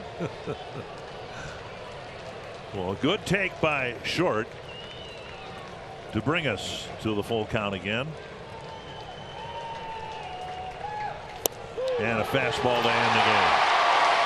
Nice come from behind win by the Twins again today. Nothing going offensively in the first half of the game. Rocco Baldelli must have a heck of a halftime speech. Well, we talked about the starting pitching turned around, so the starting pitching today wasn't that effective, but boy, was the offense late in the game with the left-hand hitters Kirilloff, Polanco, and Arise doing the damage. Quite a comeback win for the Twins.